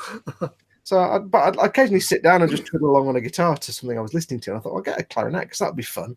Yeah, you could annoy it. You could take up something like, I don't know, the euphonium. Yeah. Reese says, Foxx, do a Bill Bailey and play Oud. Your oboe is a model kit, Foxx. Use extra thin to assemble it. It comes in bits. I think you should do a live stream where you put it together and play it for the first time. Yeah, no. Yeah, that way. Yeah, you could. You could do a live stream intro on the clarinet. Yeah. Bobby Tomasa says, have you heard that Titanic 2 is being built and will set sail from Dubai? It's an exact copy of the original. It's been going for years, that. I don't even know if it's ever been finished. It's been going for like decades. He's been planning that. It's like a modern version of the Titanic, so it looks like Titanic, but it's got modern safety features. But he's been planning that for years. I think he started the construction, but that was years ago. Osric says you could probably build a clarinet in less than 6 episodes. Yeah, it's probably good. Shut up. Zadster says the best Doctor Who theme is by Bill Bailey. Yeah. Who also did the best ever Bill theme as well. I don't like the new Doctor Who theme. It doesn't do it for me, this one. No, I can see why it's the throwback to the originals. It sort of is, but it sort of isn't as well. It's a bit muddy, and it's not. Yeah. I mean, the Doctor's fine, but the music's not. They've taken down the kind of percussive sound a bit from the first episode where it was dead loud, and it was like, that's terrible. Now they've dropped that down a bit, so you can hear the bass line. It's all right, but it works. Andy says this 6-episode thing haunts Foxx. Yeah, 6 episodes is my... Well, well, that's it. Now you never ever have to finish that model, because if you did, it would just spoil the 6-episode thing. I'll just sell it, and therefore I'll never have to. When are you going to finish that model? Can't have sold it. Yeah. If you did ever build anymore, you just have to do 6.1 and 6.2. 6.1, 6.76. Yeah. Or some mathematical equation that ends up with the same answer just being 6. Doing different base codes. Yeah. 6, binary. and which just means the answer is 6. Doing binary. 6. We got another question came in from Chris. So questions. Do send them in for the giveaways, which are coming up shortly, as soon as you can remember what they are. Screwdriver says, the new Doctor Who still have a sonic screwdriver? Yes. New one. Yeah. I really like her. She's really good. I like the character. I like the way she plays it. I agree with James Chapman. The best Doctor Who theme was during the David Tennant era. Yes. I know that they all change a little bit each time, but I can't place each one according to Doctor. I can't tell you which one was my favourite. But I hated the Peter Capaldi one with the shrill shrieking. John Pertwee for me. Yeah. That was the old days when it was all kind of the same. But yeah, I like the David Tennant with the chasing strings. That was quite nice. Tom Baker. We're just going to be naming doctors now, aren't they? Yeah. As Asta says, yes, the sonic screwdriver. She made it herself from Sheffield steel and some alien tech. Yeah. Yes. LD's going to make a guitar. He said, "When I do my next guitar using English woods, customs are a pain.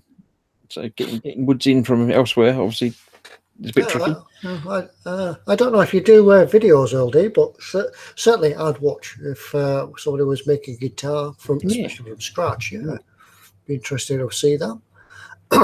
If you want to watch a relaxing video of somebody doing something creative, find videos of proper Japanese artisans making woodcut prints. It's the most relaxing thing you'll ever see. And then they put it down, they rub it down with the thing, and it's dead chilling. There's one video guy doing it, and it's just so relaxing to watch. I've seen some of the Japanese like calligraphy and painting, and that's very tense to watch, because it's like they've spent so many 100 hours doing this, and they're doing one little bit with a brush. It's like, if you slip. Now, what does we do Japanese prints? Yeah, but them guys, even when it comes to modelling, they must switch off the heart, because just painting tiny things, and you think even one heartbeat is going to miss that paint job. And they're painting really intricate, tiny things. Andy McLeish, Japanese sword making, or the masters of making. That's not quite as mesmeric. It's not quite as ASMR to watch there, but it is fascinating. I've watched people in Japanese katana makers, and it is amazing to watch. But watching Japanese craftsmen make small things where it's all quiet, and it's the most relaxing thing you'll ever watch. So while we're still on Doctor Who, who played your Doctor then, from when you started watching, or your favourite of either the new ones or the old ones? Yeah, it was John Pertwee for me. Lynn Dipple says she's never seen Doctor Who. Yeah, I saw that. I can't. How can you never have seen Doctor? Shut up! I mean, Doctor Who's gone global. You can't just say that's because it's a British thing. Yeah, I would say though, if somebody's never watched Doctor Who, I wouldn't say start with the classic stuff first, because it's so hard. It's quite rubbish, isn't it? Yeah, I think there was a couple of guys before John Pertwee, wasn't there? And it's classic, but it's not worth watching. I mean, none of the classic stuff you want to go back and watch really voluntarily, unless you really like Doctor Who, because it's too hard to watch. It can be humorous watching some of the old stuff, but it won't make you want to watch more of it. I think I used to watch it because I used to like it when the Colonel was in it, and there's all guys jumping out of Land Rovers. And but then it was okay, but now it's not so okay. Yeah, but that's the problem with John Pertwee. He was stuck on Earth, and he didn't have a TARDIS, so it's like, it's not really Doctor Who, it's just Doctor Who running around with a unit. Yeah. No, that was it, unit, yeah. I think Davidson was the one that I remember watching earliest, as it were. I'm aware of a couple before, but I think that was the one that I really watched properly. Lynn says, which one should I start with? Just start with Christopher Eccleston in 2005 and work your way along. David, start with the New Who. Yeah, David, just if you've got, I don't know if BBC America has like an iPlayer thing. I don't know, but I bet you can find it. You probably find it on YouTube, wouldn't you? Yeah, it's on Amazon. They'll be on all kind of places. But yeah, just start with Christopher Eccleston, the relaunch in 2005, and just watch from there. Basically, go kind of. I think you should watch the classic stuff once you've watched all the new stuff, and just because it's hard to watch. It's like watching old stuff is just hard. There's one. How many doctors have there been then? I'm sure somebody was. Lorna corrected me and said it was a brigadier, not a colonel. Yeah, it's a brigadier. Yes. How many doctors were there then?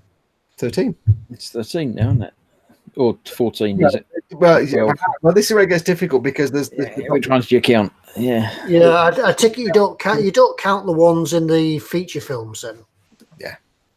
No, you don't count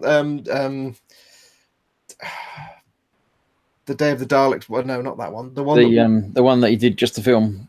Yeah, because that was a scientist called the Doctor who just happened to have a time machine. Apparently, wasn't Doctor Who, but his name was Doctor Who, but it wasn't actually Doctor Who. Yeah, but you've got there's 13, but there's also the non-TV ones from some of the audio productions and other things where they're sort of canon. Yeah, people are saying 13, 14 including the War Doctor. Yeah, that's true. The John Hurt one. Yeah. John Hurt would have made a great Doctor. McGann, that's the one that we're probably not counting. Oh no, he's counted. Is he? Yeah, because Eccleston was 9, McGann was 8. Yeah, but yeah. Short little fella with the bowl head, I can't remember his name. Pertwee, Baker. There's a spider on my desk. Fantastic. Really, it's a spider on my desk. Yeah, empty your eModels mug and put it over it. So. It'll go and do spider things. Pertwee, Baker. Mark has listed a few of them, but I won't read them out because it will confuse you. Eh? 13. Oh, there we go. Hartnell, Troughton, Pertwee, Baker, Davison, Baker, Sylvester McCoy, Paul McGann, Christopher Eccleston, David Tennant, Matt Smith, and then you've got Peter Capaldi and now Jodie Whittaker. So and Lynn says Doctor Who is not on Netflix in the US. I forgot about Tom Baker and Sylvester McCoy. I forgot. Yeah, about 14 if you include the War Doctor, technically. Yeah. If it's not on Netflix, it should be on. If you're in the UK, it's on BBC iPlayer. Yeah, she's not in the UK. She's in the Americans. I think you can get loads of the old ones, or you find it on the internet somewhere. Not that American somewhere. Type it in at Google. Just do Doctor Who 2005 episode 1 series 1 episode 1. Yeah, I bet if you went on eBay, somebody would be flogging a set of Doctor Who DVDs for next to nothing. You could pick them up. It's streamable in various number of places. So anyway, but you'll find it, even if it's not official. Michael Brown said Peter Cushing was the Doctor in the movies. That was right. Yeah. Apparently, a doctor called who happened to be a scientist and a time traveler, but wasn't Doctor Who. Apparently. Mm-hmm. Lynn's found it. She's got it on Amazon. Yes. Yeah. There you go. Yep. Yeah, you have to binge watch them all and catch up, Lynn. Reece says, I quite like Tom Beaker because he's called Beaker. I see that. So Lynn, it's Christopher Eccleston is the first relaunch series. Then it's David Tennant for like 3 seasons. Then it's Matt Smith. Then it's Peter Capaldi, and now it's Jodie. I think Lynn will like David Tennant. David Tennant was very good. Yeah. The only memorable I've liked all of them. I haven't disliked any of the new Who's. The only memorable thing for me about Christopher Eccleston one that somebody says to him, "Why do you sound so northern?" And he says, "Every planet has a north." Yeah. Planet has a north. Peter Cushing. Who was the sidekick with Peter Cushing? Bernard Crimmins. Yeah, that was it. Bernard Crimmins. Yeah. That was a terrible Dalek one. The only good thing about that movie was, the thing that I remember was, there was a scene where the Dalek ship was flying over London, and they shot it in such a way that it looked real. It looked like they got the model of the ship and just put it on some string and like put it across but it was like shot outdoors, and the lighting was, it didn't look like a model. And I thought that was quite impressive. The rest of it was terrible. Apparently Reece didn't actually mean to type that. He meant to type Tom Baker. He just put Beaker, and it just fits very well. So. The secret that nobody knows is that everybody calls Reece Beaker. It just happens. James Chapman, Sarah Jane Sarah Adventures. Jane Adventures. There was another spin-off as well, Class. That was, I haven't watched yet, but had some good characters, was a bit rubbish. yeah. So I don't think they need spin-offs. Just keep going with the Who. It says hello, good night. Hello, Rato. Hello. Good night. Is that a hello or good night you're leaving, or hello you're coming? Here, you entered. Oh, James Chapman says Torchwood. Yeah, I liked Torchwood. That was good. What's occurred in Torchwood. Wasn't that an anagram of Doctor Who? Torchwood? Is that where that name came from? Something about that. Foxy, you must be boring, Chris. I think I saw a stifled yawn. Shock horror Halloween. Not that I know of, but it's possible. I might just have a nap. But I don't know if it means I must be boring you, or if he's just calling you boring. I'm not grammatically. It could go either way. Yeah, if anybody needs a nap, it's me. It's like Foxy, I must be boring, Chris, or Foxy, you must be boring, Chris. yeah, that could be. Yeah, it depends how you read it. Yeah. Wonderful he things. might have been talking about himself as well. He might have been. Phil Kett says, don't watch Canine and Company. That was made by some Australian company. It was nothing to do with Doctor Who franchise. It was terrible. Sorry, I'll just try to clear some space. So I can stretch my legs. Patrick Troughton. Stephen Last says the first season with Eccleston aired in Sweden, but I guess didn't do it too well because it didn't continue. Been thinking of picking up the DVDs. It's worth it. It's worth it. They are good. It'd always be good to watch again. And Jamie Bone says what I was just thinking. Yeah. Giveaways time. Yeah. Giveaways. Yeah. Enough talking about Doctor Who. Let's give takeaway. Yeah. Carl's just turned up. Good evening, Carl. Yeah. Hey, Carl. That's twice he's done. He always just turns up just as about time to go. So good night. On my stream, he just happens to turn up just before we do any giveaways. Perfect timing. Yeah, you can't take part in giveaways unless you've been here for at least an hour. I think he's got ears like an outhouse rat. When somebody says giveaways, like, oh, hello. Yeah. I'm here. Some sort of computer beeping noises. Yeah. Yeah, giveaways. Yeah, big giveaways. Giveaway alarm. Just very quickly, Rata says, buy a new airbrush, Harder or Iwata. So a Steenbeck and Harder and Steenbeck or an Iwata. Ooh. If you're a beginner, I would say go for an Iwata. Mm-hmm. Just because it's a little more economical. If you know what you're doing and you like bling, yeah, if you know what you're doing, you know how to use an airbrush, then Harder and Steenbeck are like the best of the best. Depends what your budget is. If you're good with airbrushes and you know you like to airbrush, go for your Harder and Steenbeck. If you're just starting out and you're not sure if you like airbrushing or not, go for an Iwata. Like a Neo. A Neo is a good option. Neo's a good starter airbrush. I got the Harder and Steenbeck and I loved it right from day one of having it. Harder and Steenbeck is the kind of airbrush you want to buy when you know that you like airbrushing. You don't want to spend a fortune when you're just starting out because you might not like airbrushing. Some people don't like to do it, and if you just spent a load of money on an airbrush and you don't enjoy it, so start on something at more budget and work your way up. Yeah, Sprue glue's off. He's got an early start in the morning, so night Sprue. Send me a message about the Diag Falcon.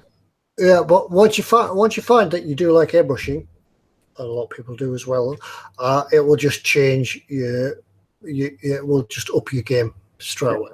Yeah. Sprigly also says Dadpla.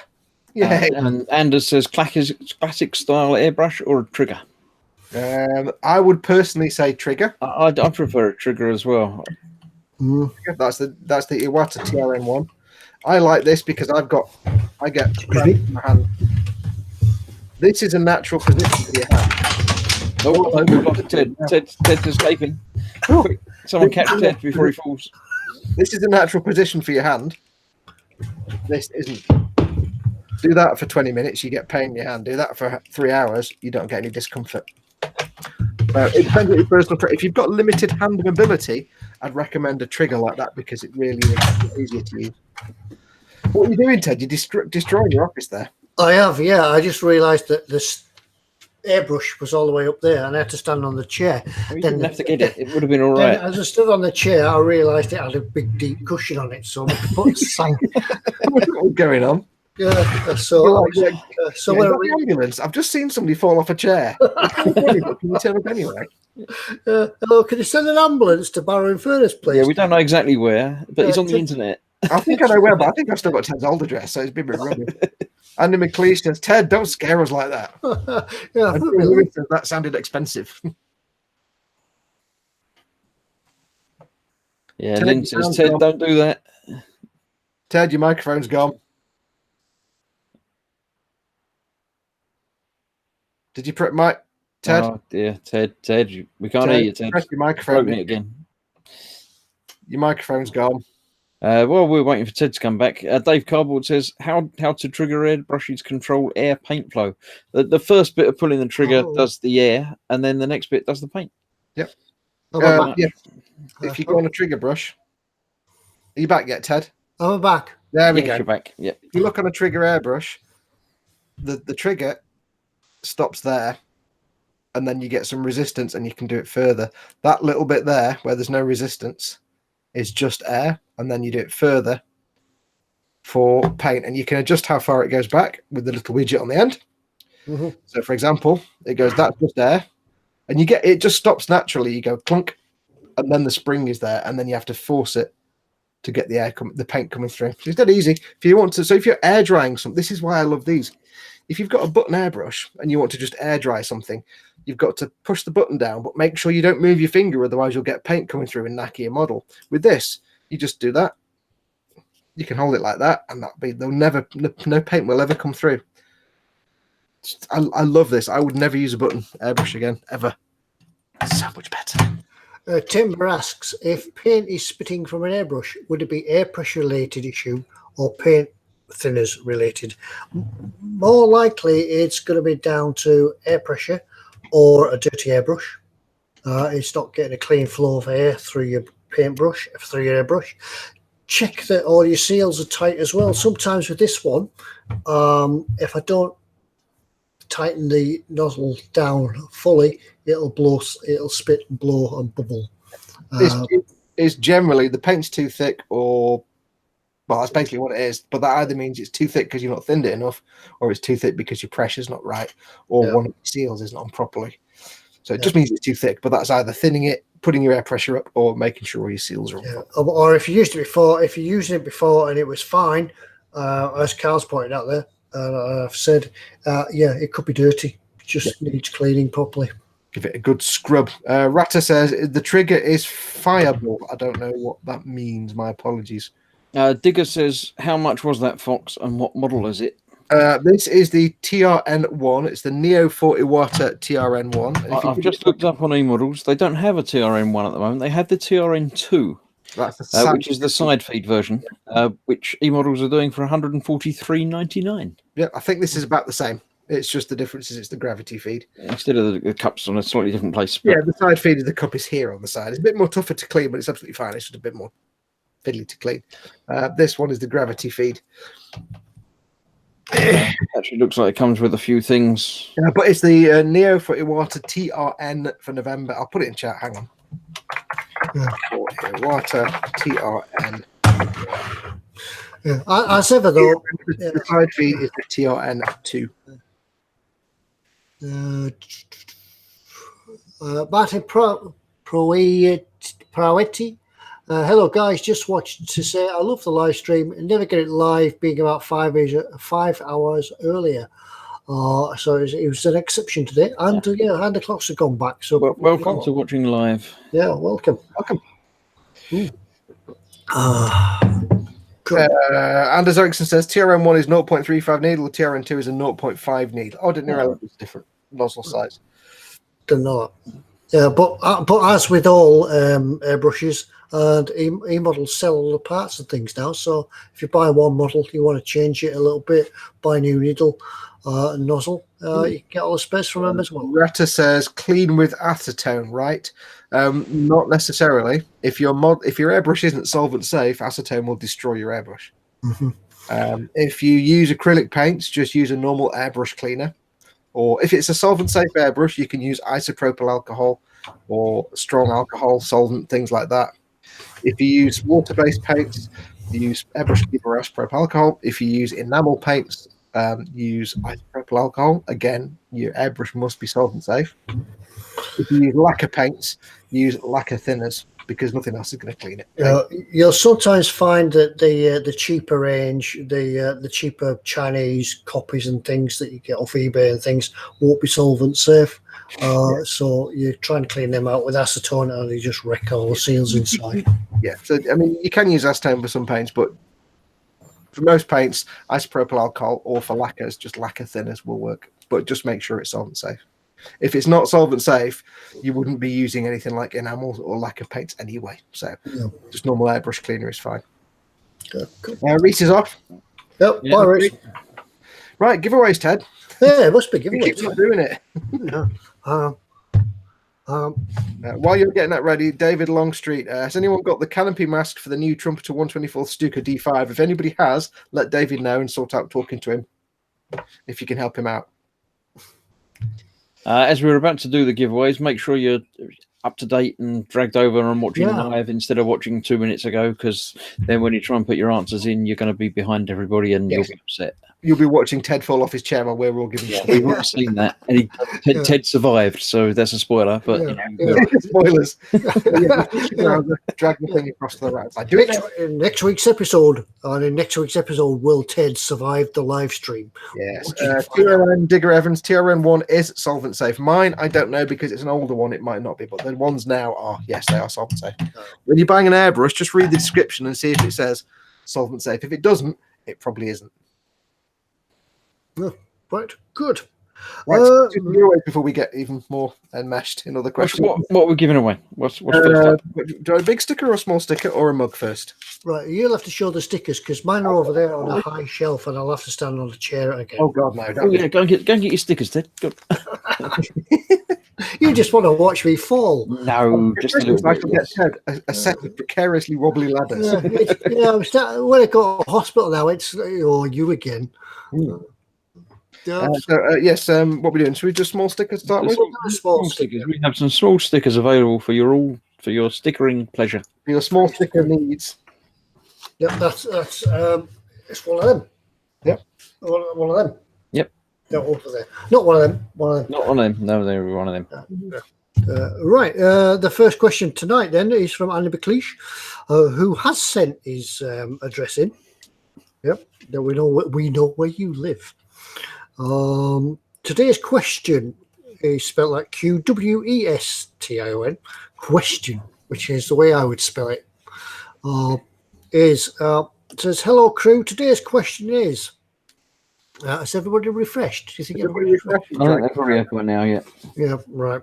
Today's question is, on the homepage of eModels, what is the name and scale of the Meng kit that appears first? And go. Name and scale. Name and scale. Name and scale. If you don't know, go and have a look at the eModels webpage. What is the first model that appears? It's TK. I don't know. I just saw that about TK, but I haven't seen him appear. But Bobington says bacon 1/72 scale. Phil Lewis says a large halibut. What is the name and scale of the main kit that appears first? There we go. Brian Windmill, main model 135. Husky TSV. Hashtag VS009. That's somebody copy and paste it. Yeah. Good tactic. Well done, Brian. Small sticker. Send an email to ted@emodels.co.uk with your name and address and say you won a small sticker. Yeah, I think I do already have your sticker awaiting for delivery from the last time, but send it again, then we know how many stickers to send out. Even if we've got your name and address from something else, send the email in, because what we do is we use each email as a tick off. So like send that one. It's like how we know how many to send. So if you don't send us another email, we'll just send you one. Yeah. Sometimes we forget and we'll just send you a handful of stickers out. Ratta says he uses just to get back to that, he says he uses the whatever it was, acetone for a fast clean. It does work. Just make sure your airbrush can do solvent safe. I think the Neo will probably work. Be fine with it. Right, what's next? Big sticker. Bigger sticker, or larger, or sticker. Put a big sticker on a bit of paper where it's not actually got the backing on it. Hang on.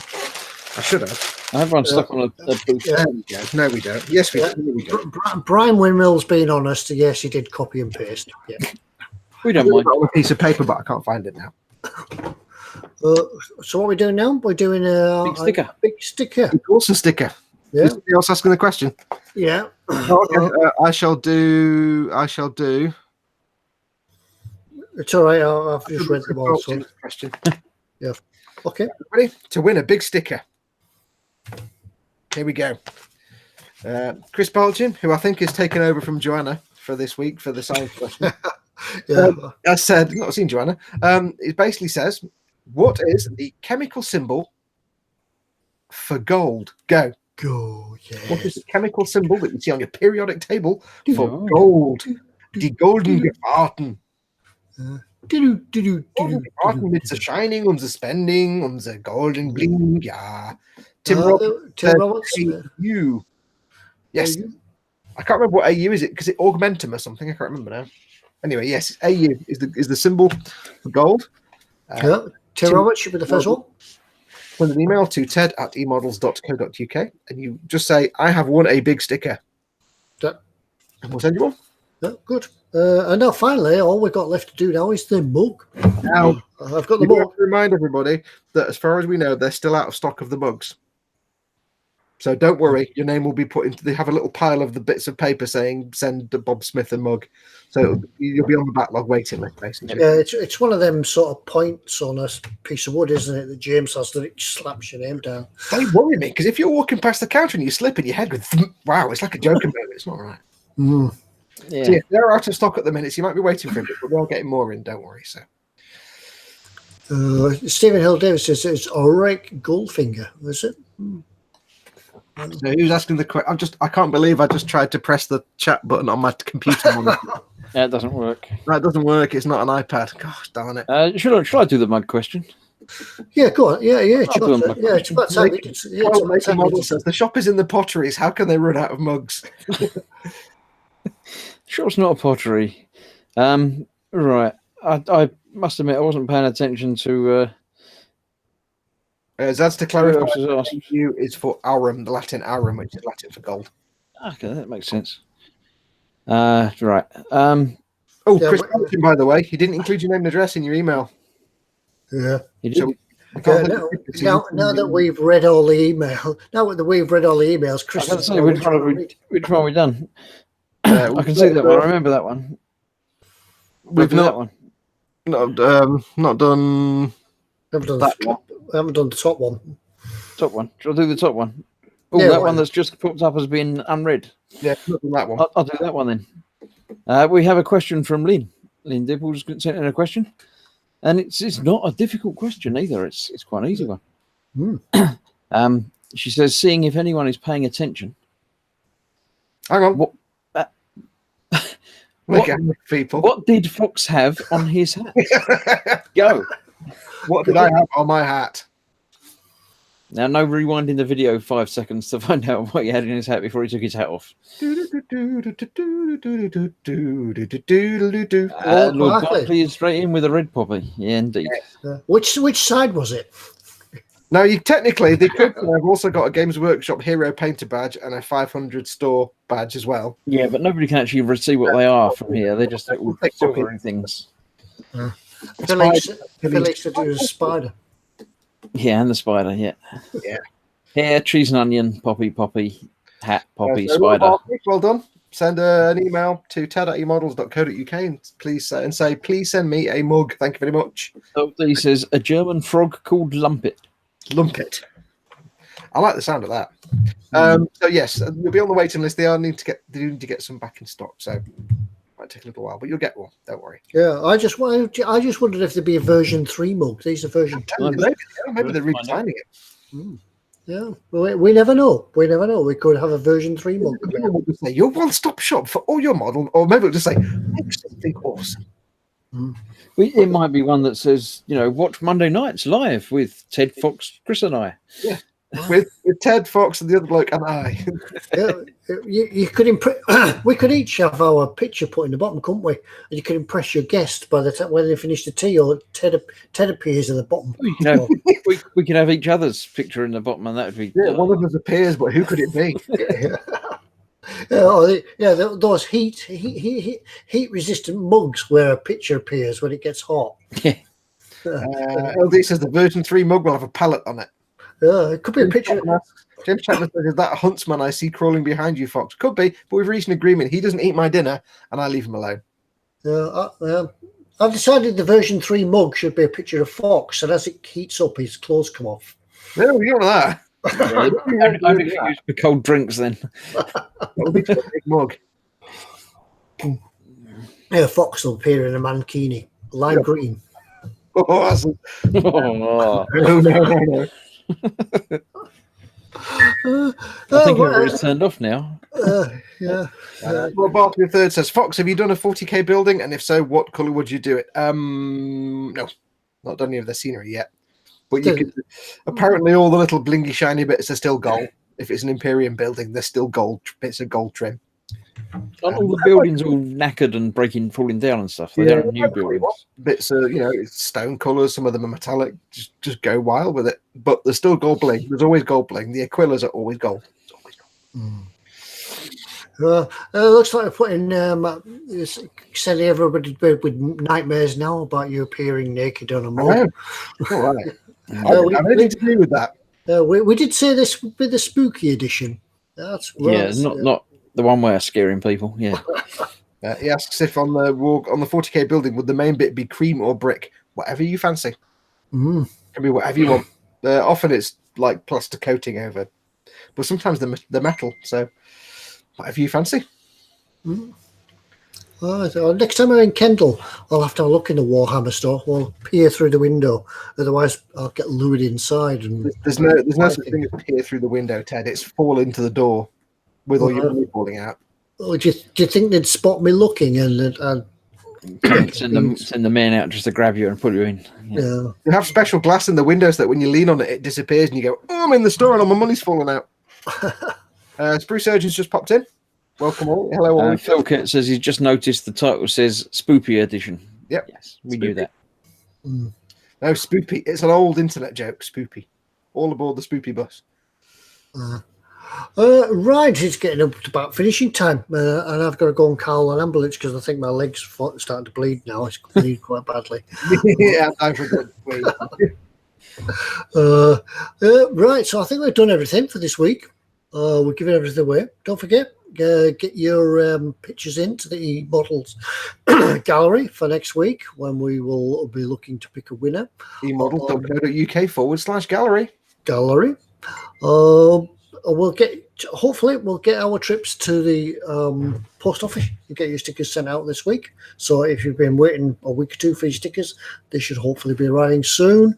I think that's about it for tonight. We'll finish just generally on time.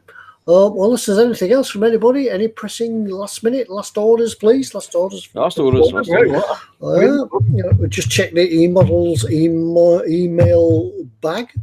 Thank you for your questions. I'm sorry, but we can't return any. Until next week, that's going to be about it. Thank you to the guys down here for giving a hand and instilling their knowledge upon you. Don't forget to send us your actual address so we can send you a sticker. Yeah. 2 minute new address. You need your name and address. Yep. So on that note about Fox appearing naked on your mug, don't have nightmares. Good night, everybody. Good night. Good night. Yes,